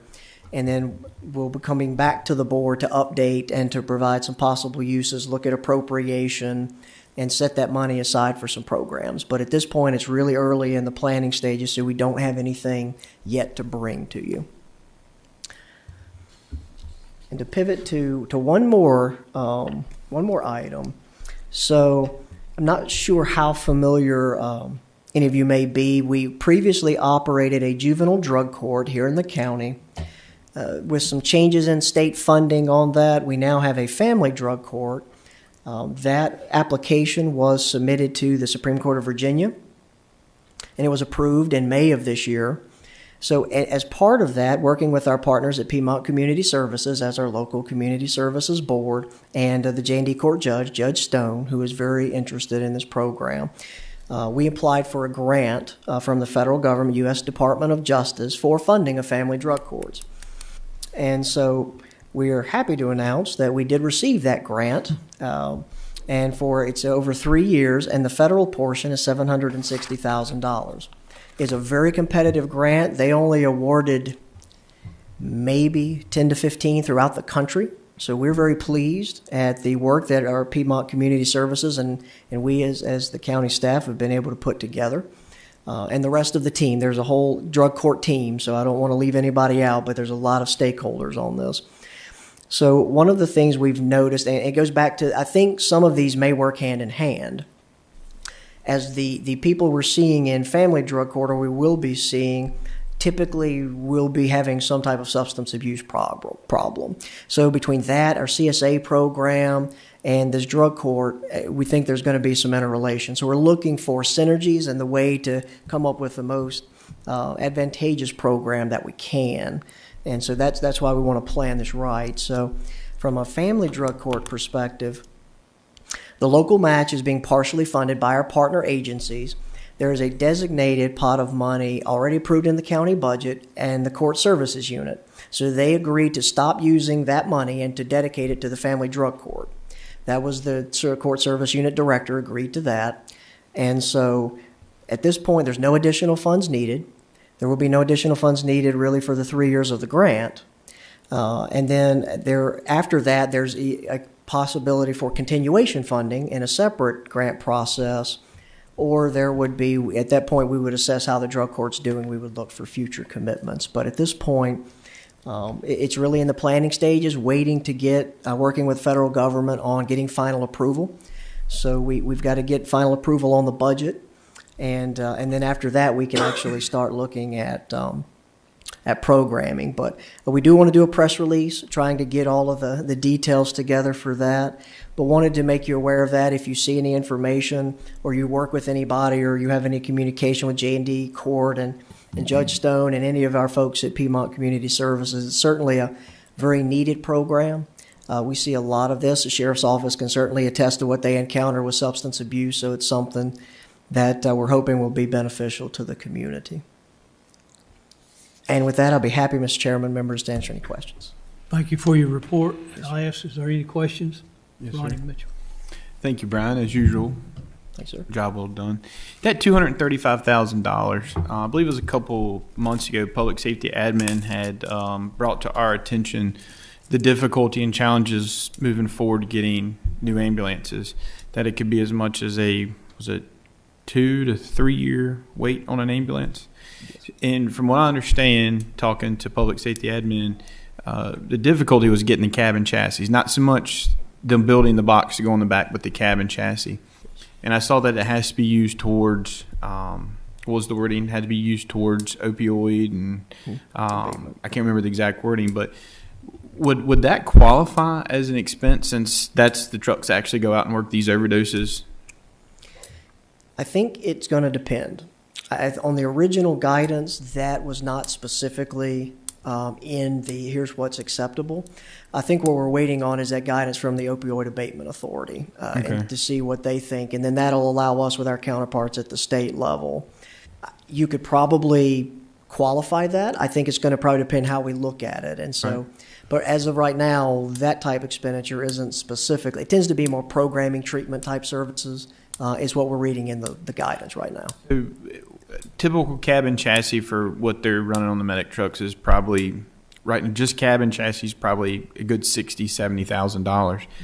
I would like to see this board consider using that money if we're allowed to allow public safety admin to grab. I think what are we up 3 ambulances, Mr. Whitlow, here within another year? I remember we did a 3-year program my first year on the board, if I'm not mistaken. So, we haven't talked about it in a couple of months. I want to make sure that it hasn't gotten forgotten about, because if our ambulances are getting worn out, and trust me, guys, they're getting worn out. Our ambulances are busy every day. And if we can get our hands on some cabin chassis and call the manufacturer, look, we already got the cabin chassis, we just need the box. I think that would put us ahead of the game, because you can go online, you can find them all over the country, we can have them shipped in. I would like the board to consider that, because if not, we're gonna be between a rock and a hard place when it comes time, and then we have to wait 3 years to get one, and we might even be able to save some money going that route. So I would like to see that considered. Budget season's right around the corner. And I think it would alleviate some anxiety and stress for public safety admin if they know that they got the support to go ahead and get their hands on some of these trucks. So when it's time to replace, we can go ahead and do it. Sure. And the second thing, I can't let you go meet without talking about fire trucks. So I'm begging you to make sure that when we get to budget season, that we are doing everything we can to get Callaway's tanker fitted into the budget. It's next on the list. I know we're going to have a presentation soon on what public safety admin came up with as far as truck replacement, but right now that is the next truck due. I know the tanker they're trying to replace is like a 92 model, maybe. It's an early 90 model truck. It's just old, it's slow, and it's not safe. I've driven that truck, so I know firsthand what it is. So I'm begging you, please make sure that's in the budget presentation, please. Good. All right, thank you. Yes, sir. Ms. Smith? Thank you. Hi, Brian. With respect to the opioid mitigation funds through 2039, I understand you're awaiting guidance with more specificity about the uses. Do you think, in your professional opinion, that the synergies are strong enough between our unsustainable CSA costs to help offset those costs with a portion of these settlement monies, given what we know is driving CSA? I mean, it's all indirect conversation, but the synergies are certainly there. What is your opinion on that? I think you're correct. I think you're right. So indirectly, I think what's driving our costs in CSA is foster care. Yeah. And children are being removed from the home because of substance abuse. Exactly. So if you address the and that's the synergies. So thank you for bringing that up. So if you address the substance abuse, we have programs and treatment. Hopefully we keep children in their homes with their families, with their parents, and then that helps our foster care situation from a cost perspective too. Yeah, from my perspective, I really think that we need to, and I know you will, you sit around the CPMT table with me every month, that we need to basically, and we have been keeping a very close eye on those unsustainable expenditures. But, these settlement costs are going to be helpful. And again, with anything, this is a long-running allocation, granted.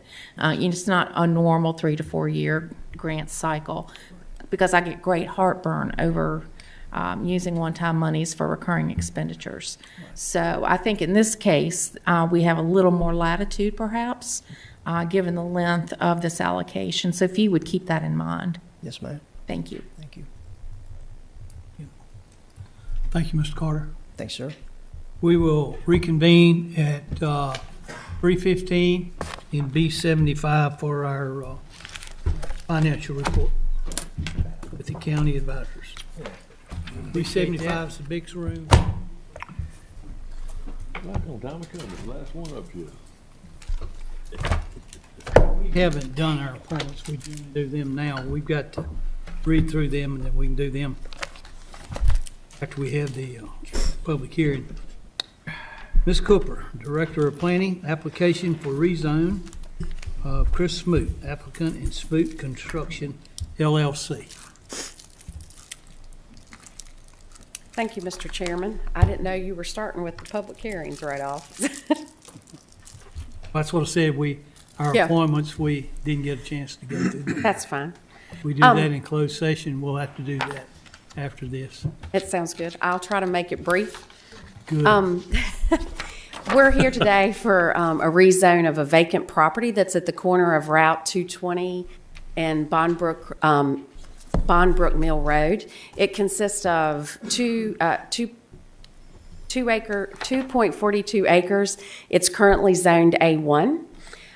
Smoot Construction LLC purchased the property in 2018 to construct the company's office with storage options for his business.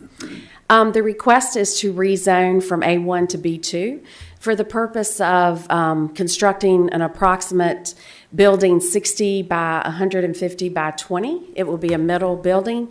It will house the office and storage area for his business. The property is flat. There's a flat area for construction for the building, the septic field, the septic tank, and the well. And parking area. There's an existing stormwater facility on the property already. The property surrounding it is B2, general business, and Mountain Valley Pipeline runs underground on this side of the property, and across Route 220 is a vacant wooded lot. Also, some of you will remember there in the third round of Smart Scale, the county was lucky enough to have a Smart Scale project at the intersection of 220 and Bondbrook Mill. And this project is a continuous green T. It was applied for safety issues of that intersection. The property is located in the mixed-use commercial future land use category. It's also part of your 220 North corridor plan that you adopted and the 220 North designated growth area. The property's future land use is mixed-use industrial. Staff did receive a phone call before the Planning Commission member just requesting what the rezoning was about. And since the Planning Commission and before the Planning Commission, there was no one there to speak on this issue. We like to give you a vicinity map of where the property is located. We also like to give you an aerial of the property. It is also, we like to give you the future land use, and it is, like I said, mixed-use industrial. We also like to give you a zoning map, and just to point out, the red is your B2. The rest of this beige color is A1. This is the concept plan that was given to us by the applicant. You can see the approximate location of the middle building. He will have a gravel parking lot. There's the septic tank, the drain field. There is a well that can be used. Water is on the other side of 220. There is no plans to bring it on this side at this time.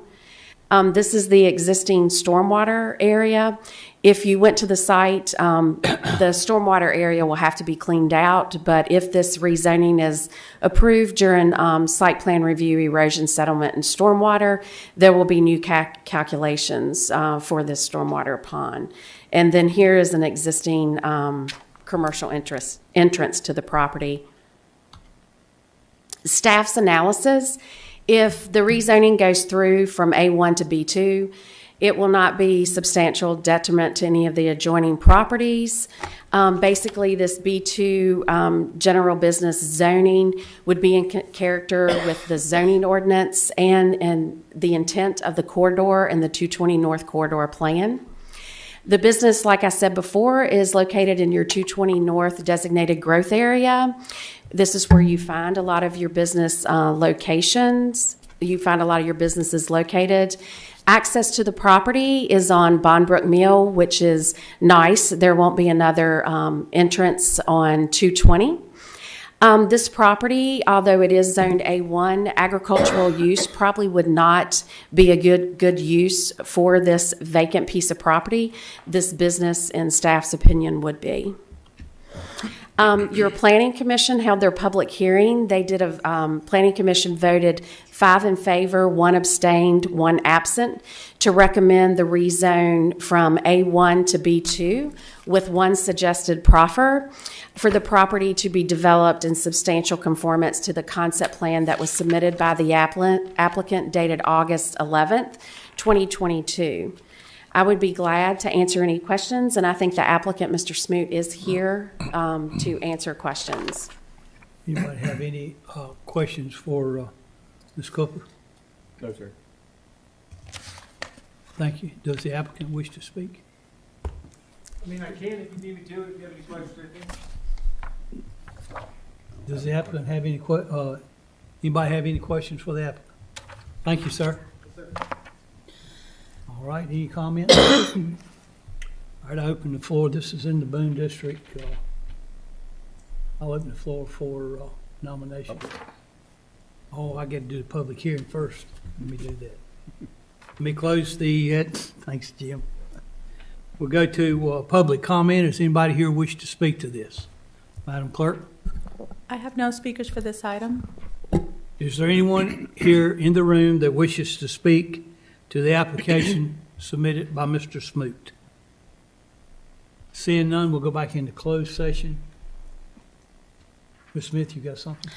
Yeah, excuse me. I don't have any problem with the rezoning per se. What I continue to have problems with are incomplete, what I view as to be incomplete development team recommendations that gets before us. As an example, the Western Virginia Water Authority has not commented on this case. So I don't know if they've just chosen not to comment or whether they just have not done so yet. And there's a lot of things left open-ended, again, on these things that are before our board, meeting after meeting, where things are very incomplete. And I would feel better about it as a board voting on these things if we had, for instance, a code enforcement officer that was following behind to see that all of these things were in fact accomplished and done so in compliance with the board vote.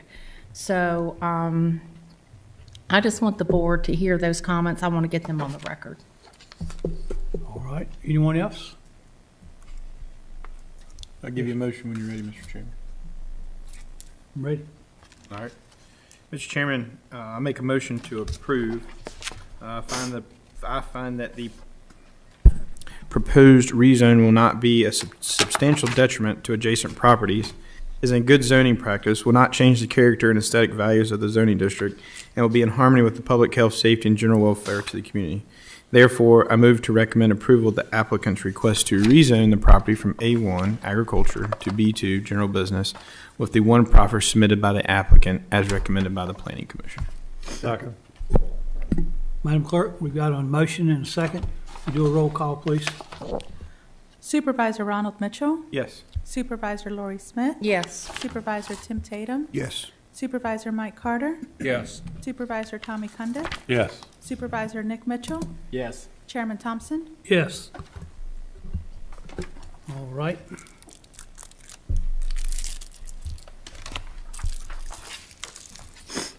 Ms. Cooper, we have an application of Don and Marjorie Bergman, applicants and owner requesting a special use permit. Yes, thank you, Mr. Chairman. This request is for a special use permit for a short-term rental. The property for the proposed use is 5.33 acres that was subdivided from the main house in July of 2022. The property is currently zoned A1, which is agricultural.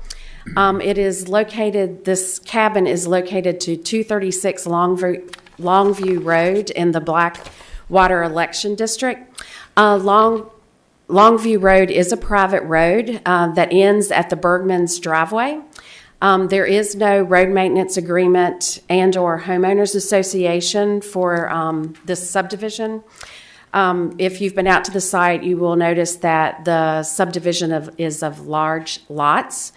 The county's third-party vendor for our short-term rental found that this cabin was being rented at 236 Longview Lane. The Bergmans were sent a notice in January of 2022 about operating the business without a special use permit. The notice of violation was sent out, but they were already in the process and talking with the county to subdivide the property to get the small cabin that would be rented on a property by itself. Nearby parcels, like I said before, are on large lots, and they are zoned A1 agricultural. As I mentioned previously, the parcel used to be 10.6 acres. It was subdivided so that the main house is on one lot, the main house and the barn is on one lot, and the cabin is on another lot. There is a sewage disposal system already for the cabin. It was obtained in April of 2021. It's 150 gallons per day for a one-bedroom, two-person maximum dwelling. There was a certificate of completion that was issued by the building department May 12th of 2021. They did some renovations to the old cabin, and after inspections were done by the building department, they were issued a certificate of completion.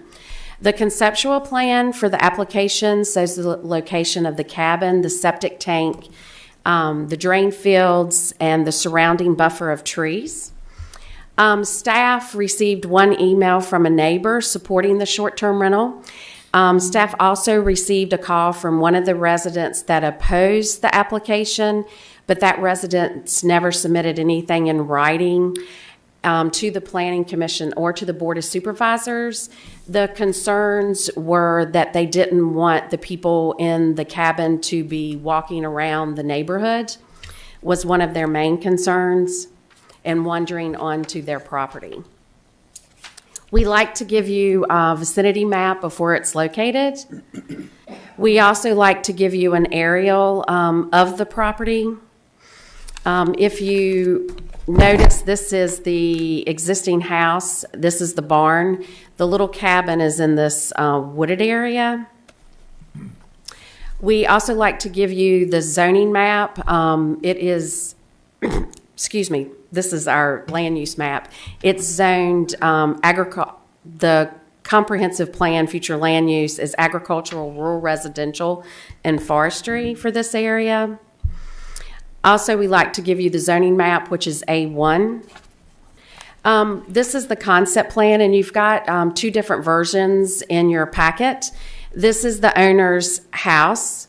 This is the barn. This is the parking area for the people staying in the cabin. This is the cabin. This is the septic field. The tank is right here.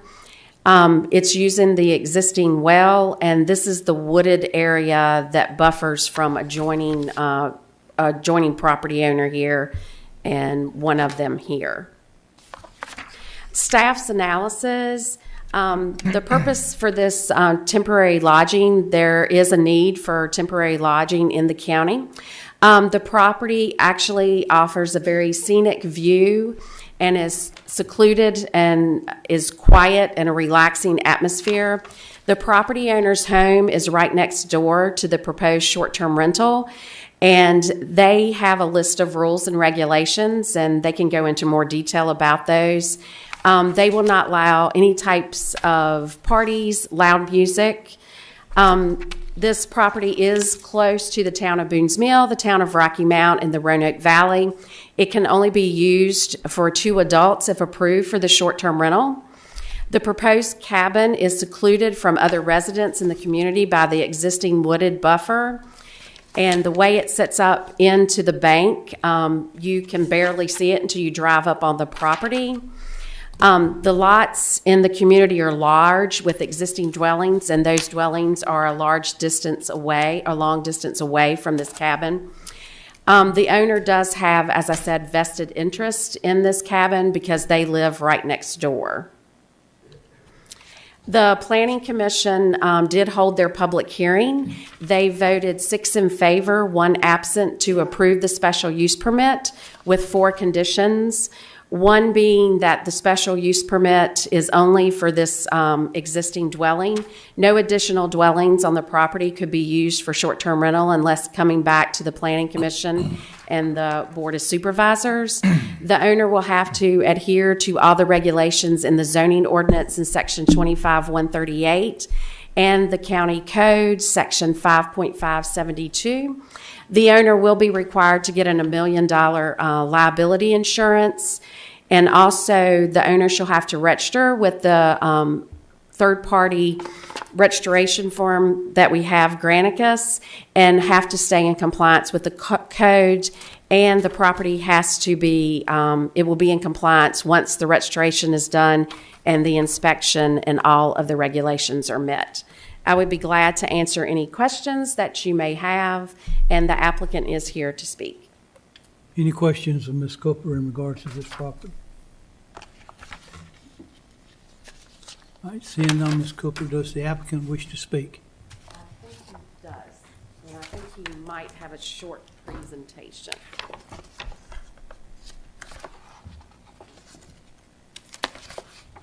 Hello, my name is Don Bergman.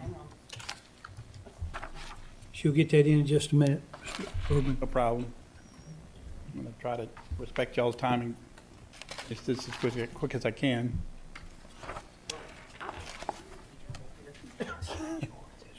Get it? Yes, I did. Thank you. So I'll go ahead and start with Sir, if you'll hold on just a second, she'll be out of the way. I need to get you to state your name and address for the record, and then we'll go. Right here. Okay. Do you?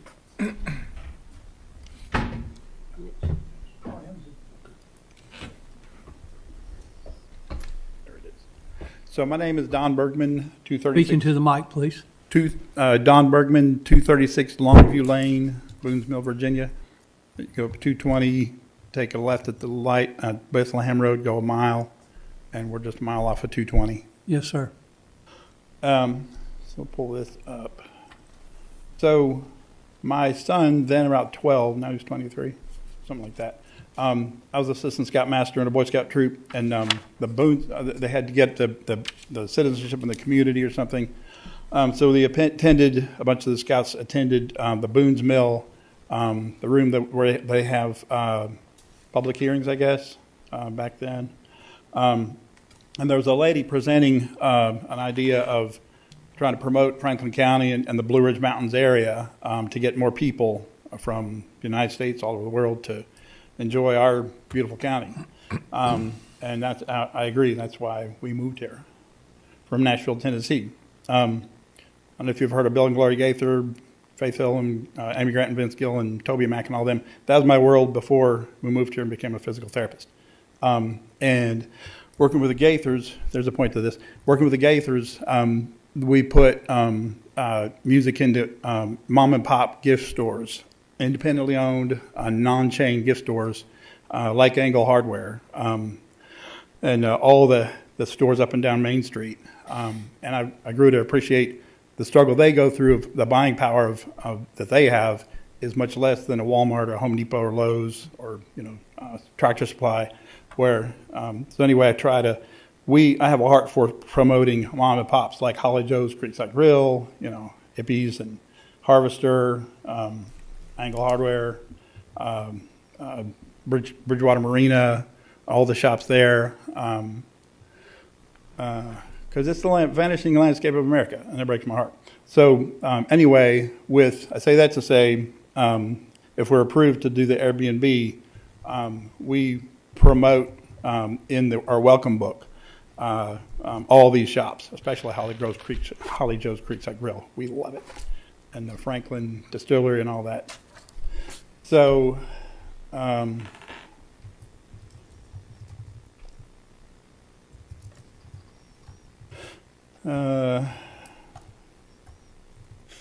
So before we knew, we didn't even know we had to get approval from the board to do the Airbnb. By that time, we had guests from 3 people have their honeymoon night at our cabin. People from Israel, Germany, Sweden, Wales, Australia, Utah, people coming from their honeymoon from Utah, and then a bunch of people that coming for weddings in Callaway and different places in Franklin County that had needed a place for their family to stay. And then found out we had to shut it down, so we did.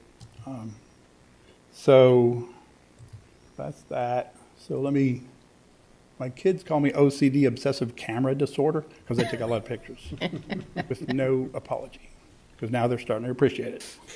So we're at the base of Cahays Mountain, or Cahos, as you will. So this is our house. So that, if you can see where my pointer is, the big bay window, we see everything that's going on 200 feet from our house and the cabin. So we try to give them privacy, but everybody that did stay there was very, very polite. Airbnb, as you know, screens their own people. And we've never had any problems at all. Like she said, like Ms. Cooper said, we don't have events, weddings, anything like that. Front yard, pretty easy on the eyes. They're only allowed to go around the pond, around the cabin, and that's it. Autumn. And so that's, as Ms. Cooper pointed out, as you drive up from Bethlehem, 220, then Bethlehem, our drive is Longview Lane. You come onto our property here, there's a wagon, and you don't even see the cabin from Bethlehem, from Longview, until you're on our property. About halfway up the drive, you see the cabin that's tucked in, that nestled in the woods here. And this is a steep hill up to the top here. And they'd come and park here, and cross a covered bridge that's 12 feet long that I'm very, very proud of. It took me a long time to build. And what you'll see in a minute. That's the entrance. You come on the property. You don't see the cabin until you're about, like I said, a third of the way up. And my kids call me OCD with lights also. I'm kind of obsessed with Christmas lights. And I have no apologies for that either. I'll do it again. And so that's the cabin lit up. It's very lit, as the kids would say. My kids informed me that you're not supposed to say that anymore, Dad. I still like it, so I say it. Lit. It's fun. They don't say anymore. Oh, so this is the arch bridge. And my wife decorated it with these flowers and I built these. When I was in Germany, I saw flower boxes, and they're pretty cool. So I built that on the arch bridge as well as the front of the windows. So you're halfway up the drive. You see the cabin on the right, our house on the left. And this is good perspective also. This is Bethlehem Road out here, Longview Lane. Come on the property, there's our house, bay window here, our barn, and the cabin. And there's my wife's little pet. And Longview Lane, drive up, barn, house, cabin, you can't even barely see it. And here you can see what looks like blue, but it's the green roof. Here's the house, bay window. You get the picture if they park here, and cabin. Nobody can really see it until they're there. Bigger picture. So that's front yard, cabin. They park here, walk over the arch bridge, walk up here. There's a covered swing up here, and that's the extent of where they go. All right. Another arch bridge that I bought and built. And there's my wife and daughter walking around the pond with their horses. And arch bridge. And my Narnian lamp. And going into the cabin. So the bones of this thing was built by a general contractor, Scott, my next door neighbor, that's who's here tonight. Does fantastic work. The cement slab, and he got his plumber to put all the pipes in that, and his guy did the excavating, the septic, and all that. I did the interior Tongue Grove pine, the exterior logs for siding. So we're pretty proud of it. Put together those cabinets, and the bathroom, full bath, and bedroom. My mom painted that painting of my dad's house, when my dad was born, from Missouri. And there's the front. Scott taught me how to do backsplash, stone. And then this is my wife decorating it up for those folks who had their honeymoon night there. And there's the old section, which we've made of the living room. Sealed it up good.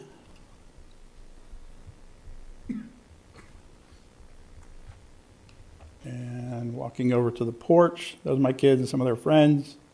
They use it too for Bible studies and shindigs. Sitting on the porch is awesome. You guys should come see it sometime. It's really pretty and very relaxing. So there's that. My wife and kids and their friends right around. That's the scenery. Best sledding hill in Franklin County, or at least one of them. There's me and my wife on a kayak coming down at the bottom of our hill. And horses. That little critter was born on our property a few years back. Lancelot. That's my daughter and her horse. So this is what the people get to experience and see. And they won't be touching the horses, though. That's off limits. These folks come and hang out at our pond quite often, and they fly away. But 2 years in a row, they had 5 eggs. Both years 5 eggs, and they hatched and had little goslings. So that was pretty cool to watch them walk around for several months. Retaining wall I did just couple months ago. I'm very, very proud of. And once again, we can see everything from our living room. And Cahay's Mountain, as it always changes. And that's all I got. Anyone got any questions for Mr. Bergman? Mr. Chairman, if I may, Mr. Bergman, you've got a little piece of heaven there. You have a lovely home, and it's just a lovely setting, and I like the proximity of your short-term rental home, and I commend you. Thank you. We worked hard. Because Marjorie there helped shovel 6 tons of crush and run for the pavers for the walkway. So, he's a hard worker. Thank you. Mr. Carter? Thank you, Mr. Chairman. I enjoyed your pictures. I'm curious, how do you advertise this to get renters? Just Airbnb. That's all? And You that's just it. do Airbnb? Whenever we do, we would rent it. So otherwise, we're using it as for our family. Yeah. But just Airbnb, we're trying to keep it simple. Thank you. I was just curious. Anyone else got any questions? I'd just like to thank you for promoting other sections of Franklin County. Absolutely, yes. That's why we moved here. Love it. Thank you, sir.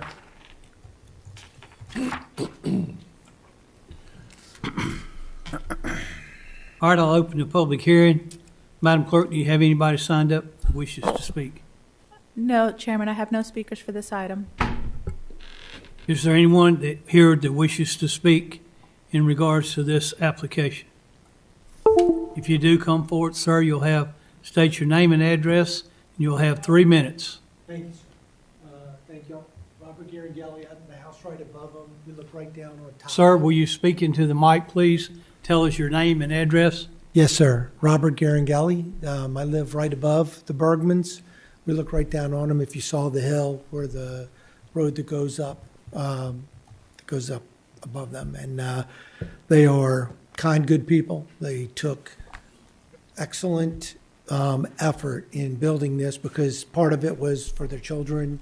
And as they got into building it, Scott did a great job of it. And it just became more beautiful. So we were very appreciative. Everything they've done has been in consideration of the people around them.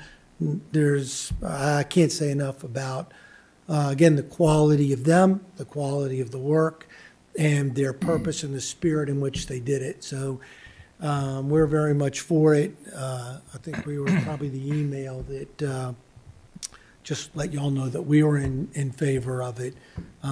So with people who are as considerate and enthusiastic about their surroundings, their neighbors, the businesses that they can promote, and love where they live, what can you do? You got to just support them with everything you got. So that's it. Thank you, sir. Thank you. Mr. Chairman, out of all the short-term rentals that we approve or have before us, this is one of the nicer ones at the top of the list, but also I don't recall any of our other applications doing some actual promotion of Franklin County businesses to this extent, and I really do commend that. I think that's an outstanding thing that you all are doing, and I thank you for that. Is there anyone else here wishes to speak to this application? Come forward, sir. State your name and address for the record.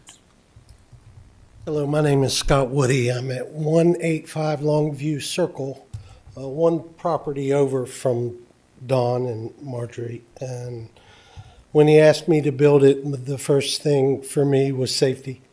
We knew it needed a new septic system, so as a general contractor, I had Tom Crow of Crow Enterprises come in, and he's one of the top septic men in our area. So that was my main focus, was to build him a safe building and to do it to Franklin County code. So outside of everything Rob said and Don said, I just think it's great too that he's gone about it the way that he should have, not knowing that he needed to come before you. I just think he's done a fantastic job, and we're in complete support of it too. Thank you, sir. It is a very beautiful property. Is anyone else here wishes to speak? Seeing none, I'll close the public hearing. Go into closed session. What's the pleasure of the board? Mr. Chairman, I would like to make a motion to approve. I find that the use will not be a substantial detriment to adjacent properties, that the character of the zoning district will not be changed thereby, and that such use will be in harmony with the uses permitted by right in the zoning district and with the public health, safety, general welfare to the community. Therefore, I move to recommend approval of the applicant's request for a special use permit to allow for an off-site mass drainage field and with the 4 conditions recommended by planning. Second. Madam Clerk, we do a roll call vote, please. Yes. Supervisor Smith? Yes. Supervisor Tatum? Yes. Supervisor Carter? Yes. Supervisor Cundiff? Yes. Supervisor Nick Mitchell? Yes. Supervisor Ronald Mitchell? Yes. Chairman Thompson? Yes. Thank you for your presentation. Good luck with your venture. I may be calling you. I may need a girls' weekend. There's 110 pictures, about 40 of them, all the things you can do here, and then the height and all that. Thank you all. Thank you. All right, we come to a part in our today. This is where the supervisors get to speak one at a time. If you've got something on your mind that you want to discuss, this is the time to do it. Anybody got anything they want to say? Mr. Taylor. Okay. Mr. Chairman, I spoke with Mr. Whitlow about this the other day, and I just want to throw it out there and see get some thoughts. It was brought to my attention a while back that the town of Rocky Mount, when their merchants have to go and pay their sales tax or property taxes, that the town of Rocky Mount has a drop box for their collection for after hours, and we do not have anything like that here. And I spoke to Mr. Whitlow about it, and I'd like to ask for staff to look into it and see what we need to do to put a drop box going into the treasurer's office. I think it needs to be accessible from outside. I think it needs to be a part of the building, because if you just put a mailbox type box, it could be lifted up and carried off. But I'd like for us to research that and see what we need to do to make that happen. All right, thank you. Ms. Smith? Yes, I have a couple items, if I may. Thank you, Mr. Chairman.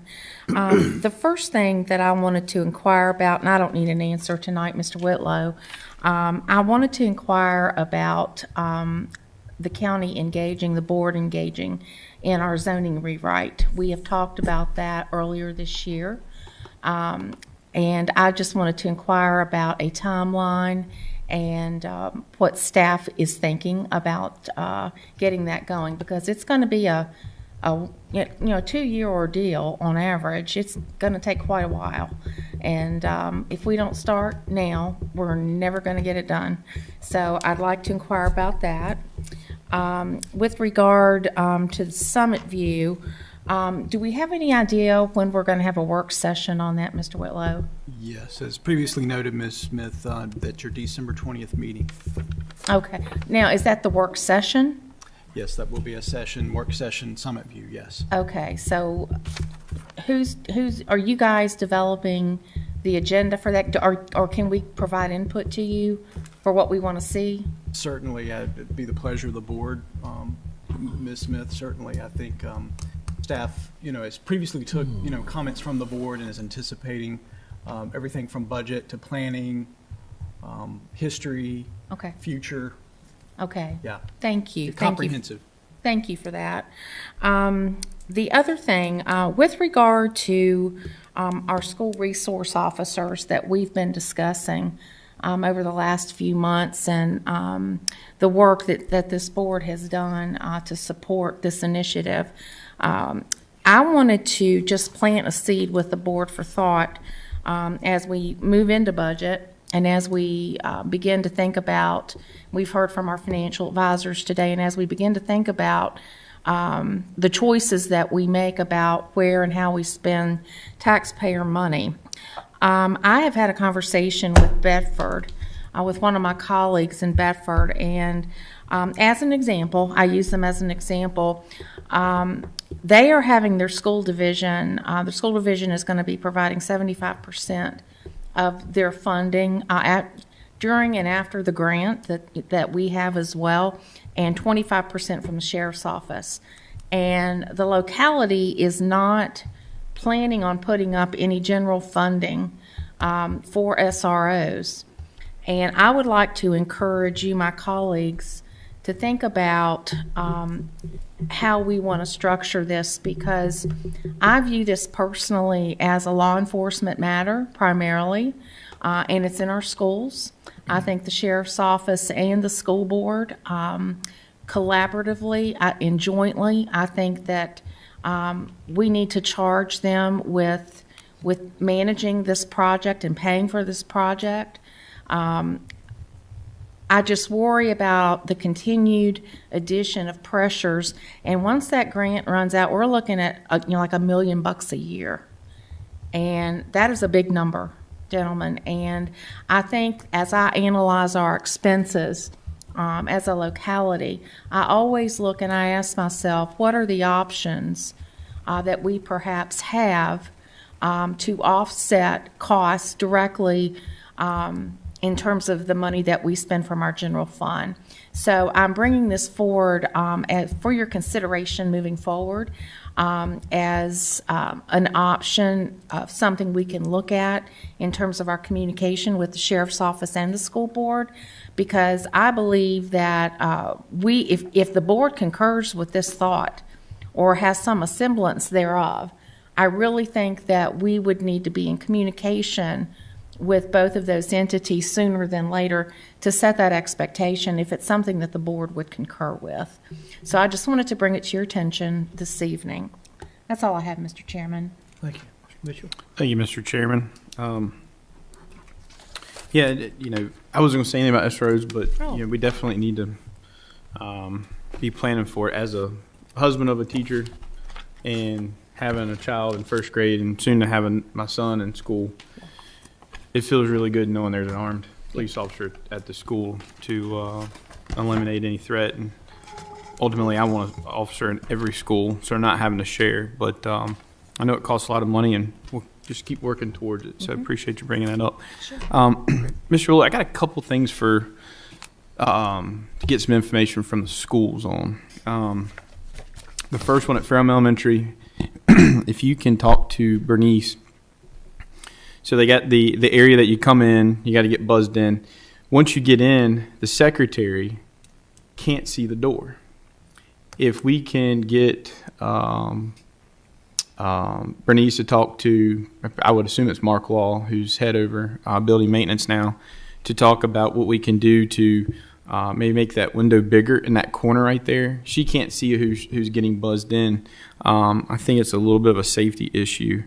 So I'd like to get them to get a price on that. And the other item I have for the school system is when you go to the sporting events, football game, I went to a football game this fall, and a week and a half ago I went to my cousin's basketball game at the middle school. I think it was $7 to get into this basketball game. One, are they collecting that money for I'd like to know where that money's going. And the reason I bring it up, times are tight. And some of these parents, just to have their kids on the basketball team and having to take them to practice every day, I don't think it's fair they should have to pay the $7 to get into the basketball game.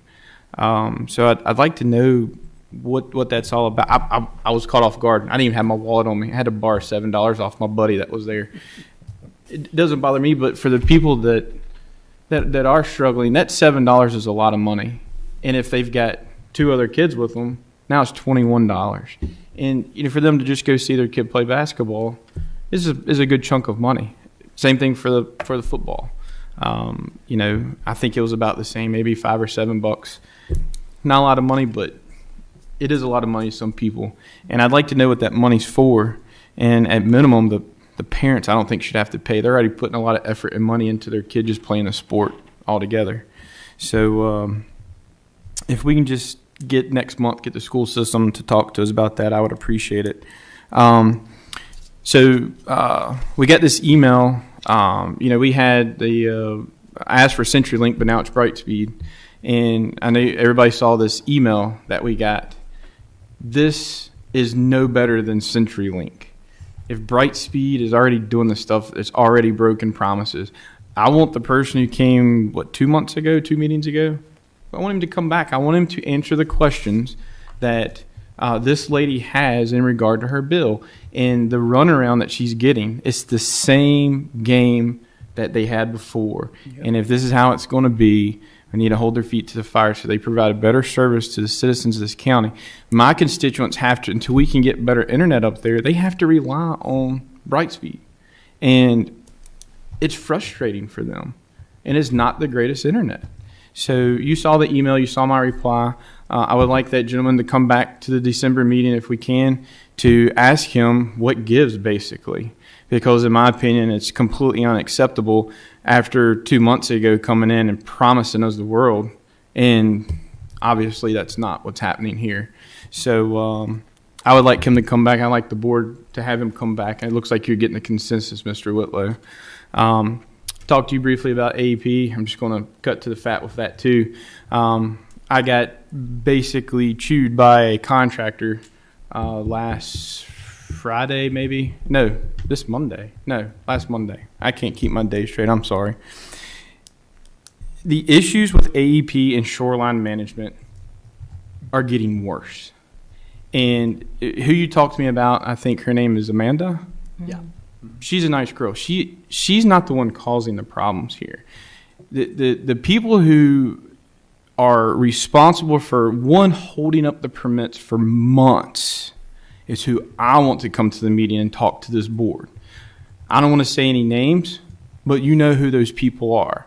And I don't want to have a private meeting with anyone. I want them to come before the board. I want to get on public record why it takes 7 months to get a permit approved for a dock or something that somebody wants to do within the 800 foot on their property that they pay taxes on. It's unacceptable how the shoreline management from AEP treats not only the homeowners, but the contractors around this lake. I'm tired of it. Either AEP needs to hire some more people to make it a more easier process. I don't know what the remedy is, and I'm just going to stop there before I get myself in trouble. I want them to come to this meeting before this board and answer the tough questions, and we'll be ready for them because they are holding up progress and making things difficult, and they don't have to. They don't have to. And the thing about it is consistency. The rules change on a daily basis. And I'm tired of it. I'm tired of getting bombarded by the homeowners and the contractors on this lake. Hold on, I'm looking through my notes here. Last item I have, Mr. Whitlow. I didn't attend the county luncheon that you guys had 2 or 3 weeks ago at the Essex Center, and just wanted to let you know why. That was a county luncheon for county employees, and there was a very important group of people that were invited to that luncheon that I just thought deserved to be invited. Because even though they're volunteers, they get a 1099 at the end of the year that they pay taxes on. So technically, they're an employee, and they weren't invited. And that's the volunteer firemen and EMT paramedics here in the county. And I was pretty upset. I didn't want to call you, but I think when we have an employee event in this county, I would expect the volunteers to get invited moving forward. They deserve to come get a free hot dog just like everybody else. Because I want to remind this board, when all the other county employees go home at 4:30, 5 o'clock, we're up all night long keeping this county safe. And that deserves a free hot dog just like everyone else. That's all I got, Mr. Chairman. Thank you. Mr. Cundy, you got anything? Well, there's a lot of things I can say, but keeping according with the season, the times, I just hope, Mr. Chairman, you and your family have a good Thanksgiving. Thank you. I hope all of the board, everybody has a good, safe and family Thanksgiving, and especially the county taxpayers, because they want to help us keep going. And I hope all of them have a safe and happy Thanksgiving. Thank y'all so much for who you are. Thank you. Mr. Carter? Thank you, Mr. Chairman. Just briefly, I was able to attend VACO with our chairman and Ms. Smith and Mr. Whitlow. Mr. Sandy was there. I would encourage the other board members, if you get a chance, to go. It was very informative. I attended a lot of sessions. I learned a lot of things there that are going to be helpful moving forward.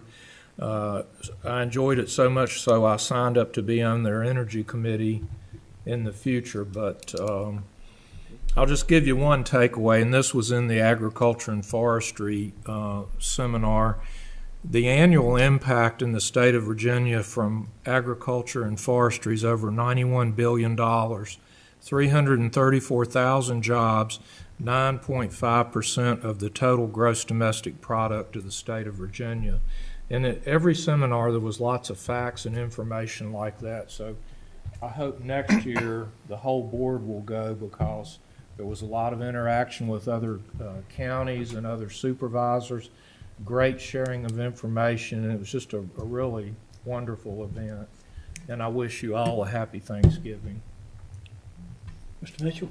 Thank you, Mr. Chairman. I'd like to thank all y'all for the warm welcome you've given me. I got a lot to learn, so just bear with me and I'll get it. I already spoke to Mr. Whitlow. I have two things. I want to know what would need to be done to have public forums for citizens of the Snow Creek District to learn more about zoning, including myself. I need to be informed. I need to be taken to school on it because I don't know enough about it. And secondly, campaign in the Snow Creek District, if I didn't hear that they needed EMS coverage 1,000 times. I didn't hear it once. And I want that. I'm not saying raise taxes. I think we have the resources to do it. And I'd like to talk to whoever we need to talk to get that going. I'm not saying remodel the house, the firehouse, or the rescue squad or anything. I'm just saying they need a little more help down there. That's it. Happy Thanksgiving. All right, I have, do wanted to echo what a couple of them already had mentioned about VACO. It was a very good session, and I too would encourage the rest of the supervisors to go.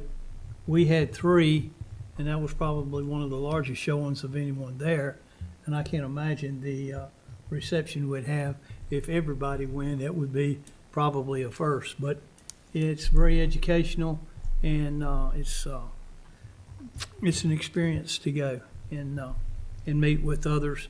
You will find that everybody has similar problems, and it's not really that much difference. It just comes down to how they try to negotiate each problem themselves and work it into their community. We have an invite on December the 7th at 7:30 a.m. until 9 a.m.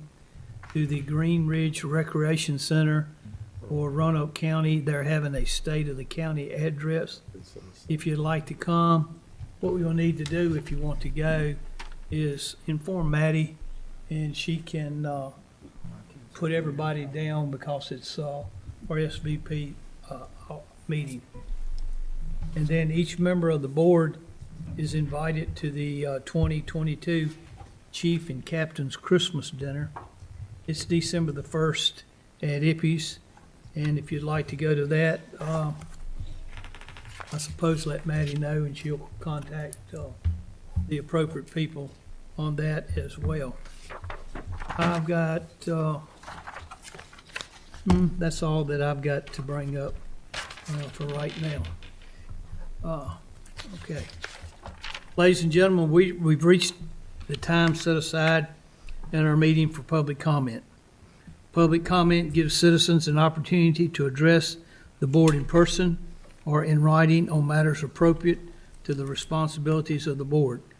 Speakers must direct all comments to the board as a whole and not to individual board members or employees of the board or the county. Personal attacks and insulting, profane, or vulgar language will not be tolerated. Likewise, commentary on issues that are not within the purview of the board and that are not a function of local government and over which we have no control are not acceptable. Public comment is not a question and answer session, and board members will not answer questions during public comment. If a speaker violates these rules, the chair may rule the speaker out of order, and upon second violation, have the speaker removed from the podium. Madam Clerk, who's our first speaker? Glenna Moore.